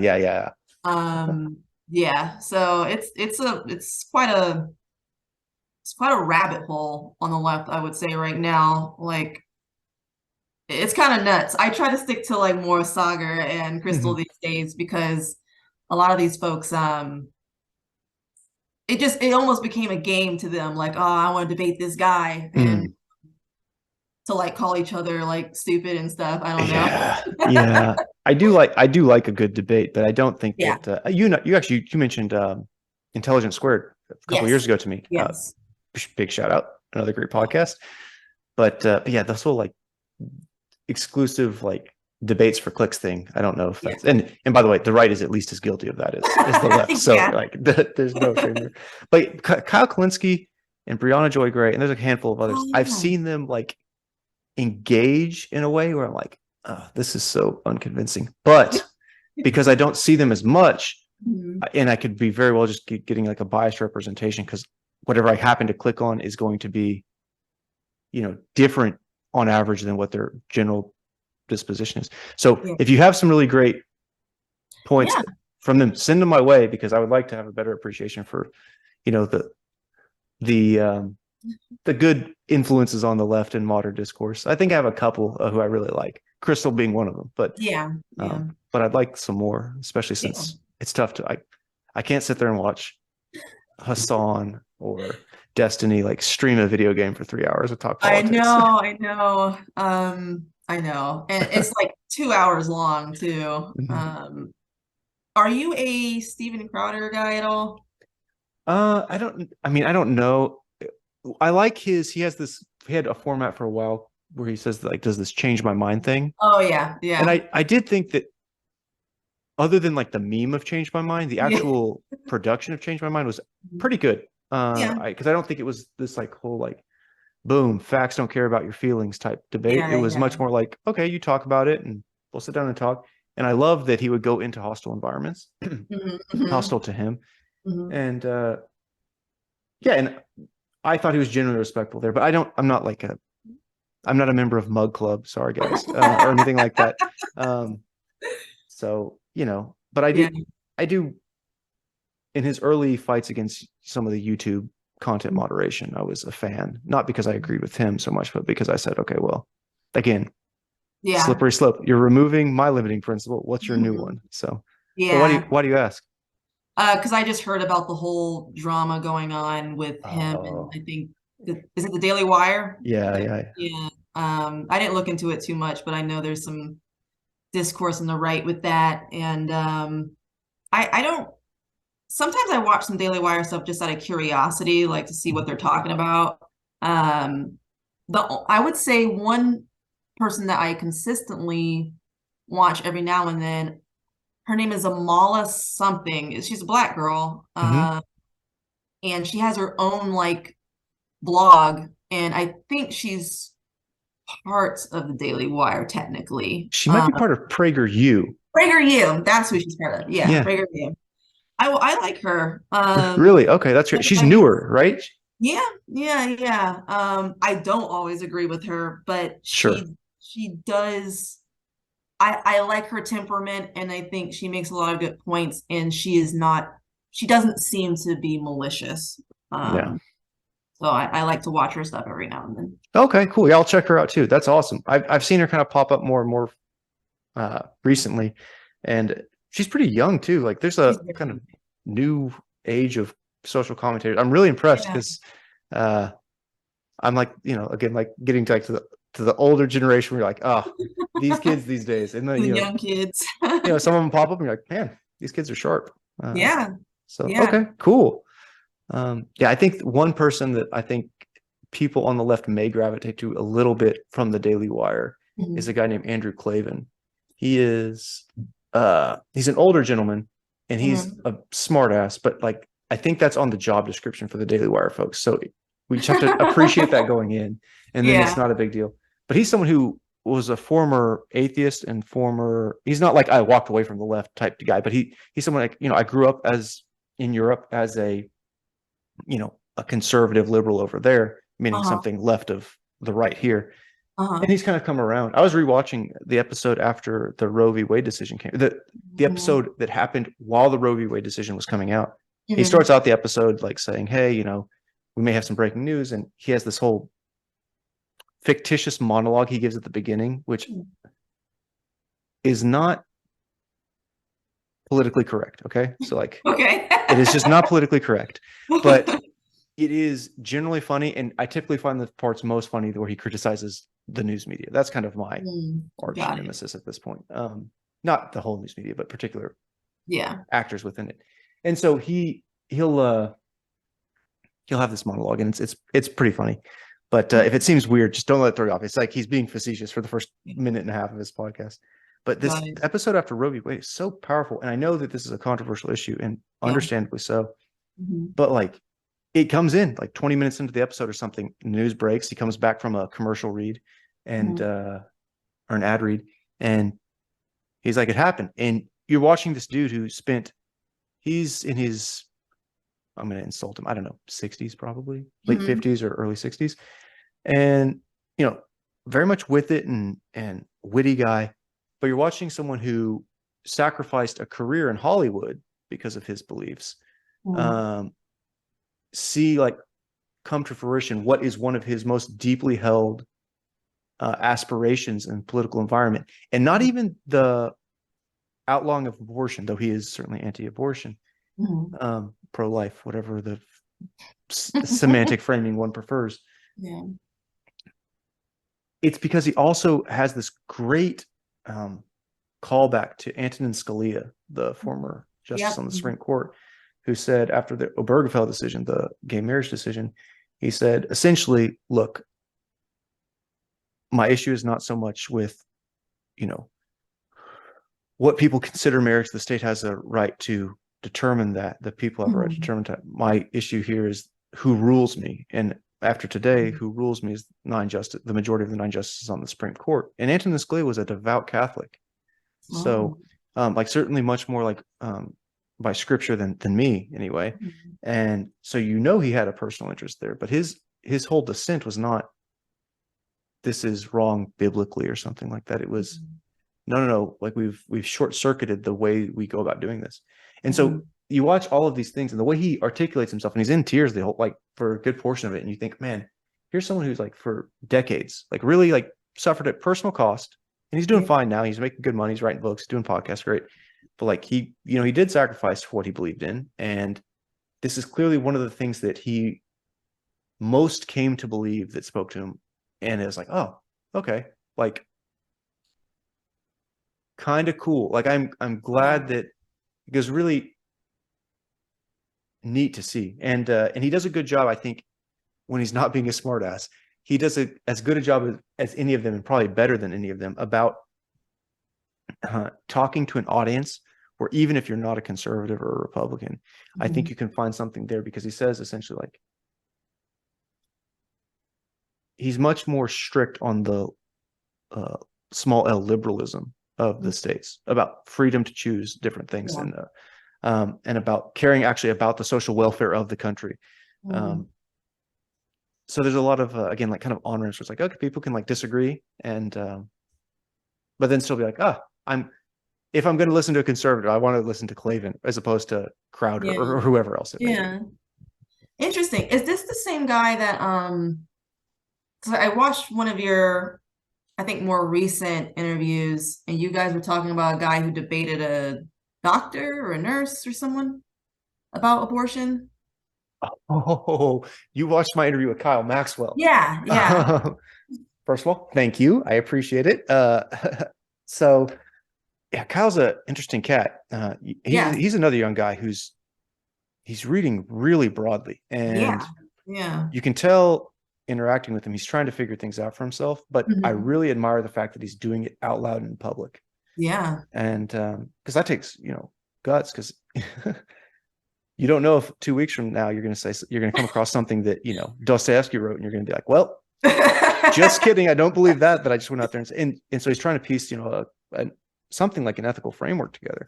But no, that episode was a guy named Michael Knowles, who is I mentioned a conservative podcast earlier, and I've referred to him a couple of times in this podcast by indirectly.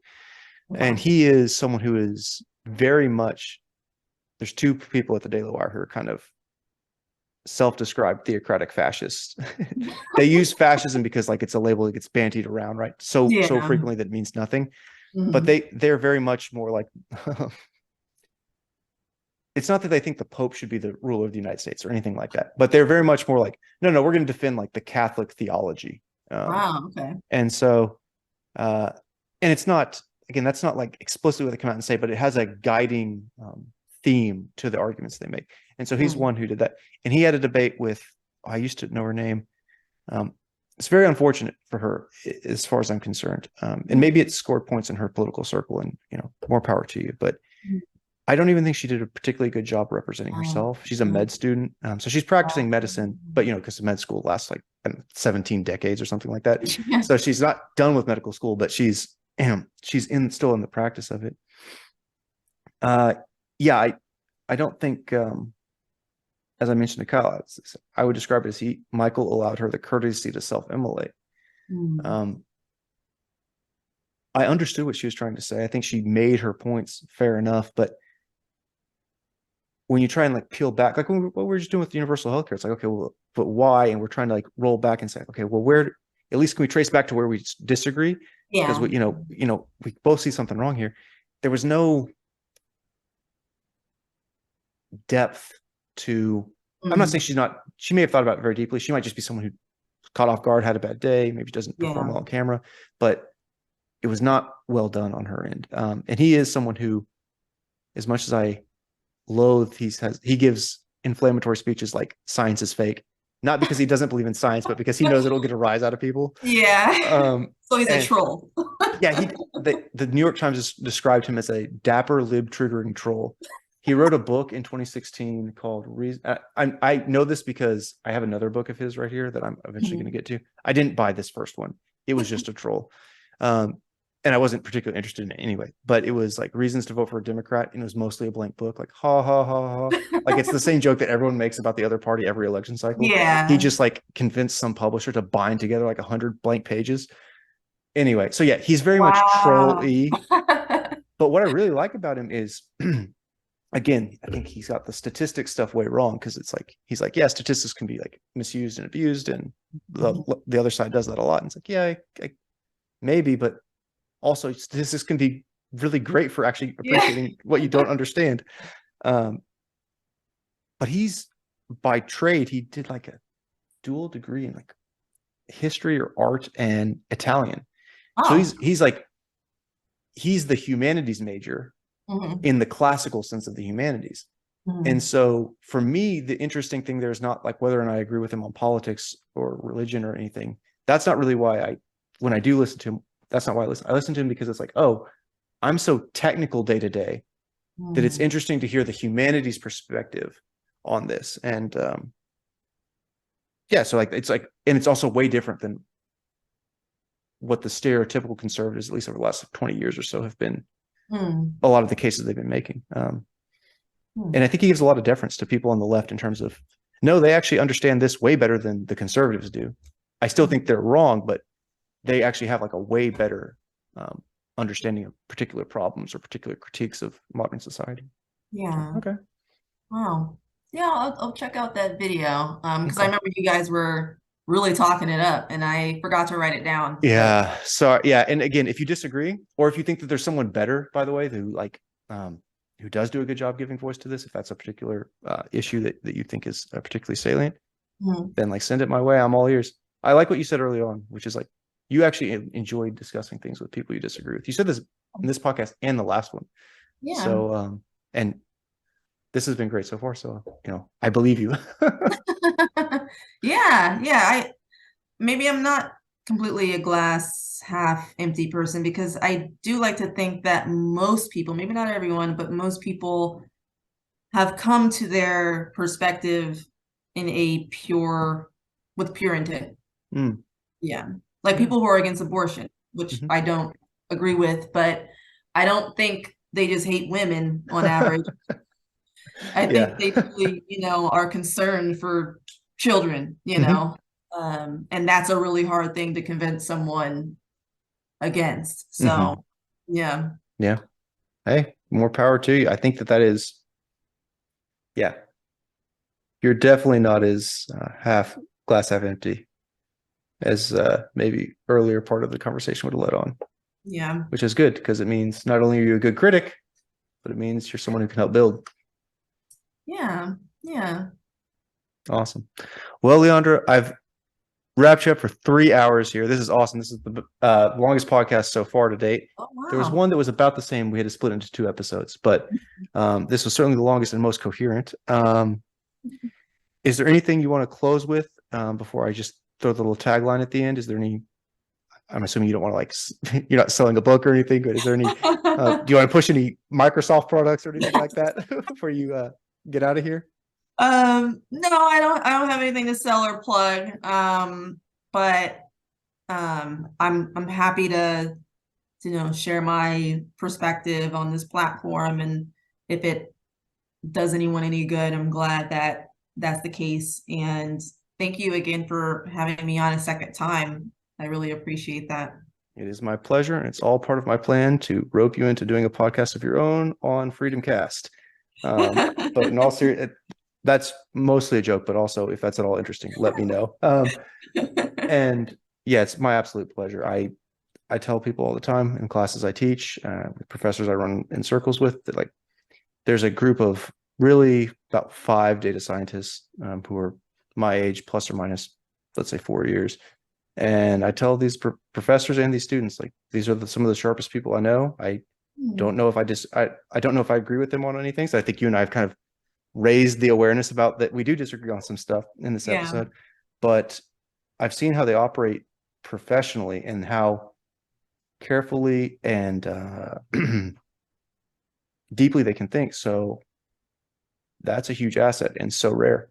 So I'm happy that you have been the flagship, the flag bearer of that cadre of people that you don't know you're a part of, except that if you looked at my LinkedIn messages to come on the podcast. And as I mentioned, the first episode was well received. And I'm quite confident this one will be as well. Awesome. I hope it doesn't negatively change people's perspective of me at all. It shouldn't. We need to live. Part of the reason we started FreedomCast is we said eyes wide open. We're not going to be stupid about things, but we want to not live in a culture that says we have to delete our social media history. We have to turn our social media accounts private. I understand it is the smart thing to do, but as my friend Sam would say, it's not the wise thing to do. And so we want to be a part of embodying people who say, no, we're going to set up a different incentive structure. We're going to be part of the incentive structure. Michael and Leondra can disagree on universal health care, on gun rights, on abortion, or whatever it may be. And we're going to argue fiercely and politely over podcast. But when it's not on podcast, Leondra might be like, what the hell's wrong with you? Like, how do you think? And that's fine. And we'll sit down, and your husband and my wife will be there, and we'll have a beer and we'll crack jokes and we'll talk about the Midwest or Ohio State or whatever is relevant at the time, Chat GPT, and we'll go on living together in the society, because that's worthwhile. Yeah. By the way, we would love to come down to Houston and meet you guys. 100%. Anytime you're in the area, just let us know. And if we're ever up that neck of the woods, we'll let you know. Yeah. I'm trying to think. We have like one family member who kind of moved to that area recently. So if we go up and see him, we'll definitely let you know.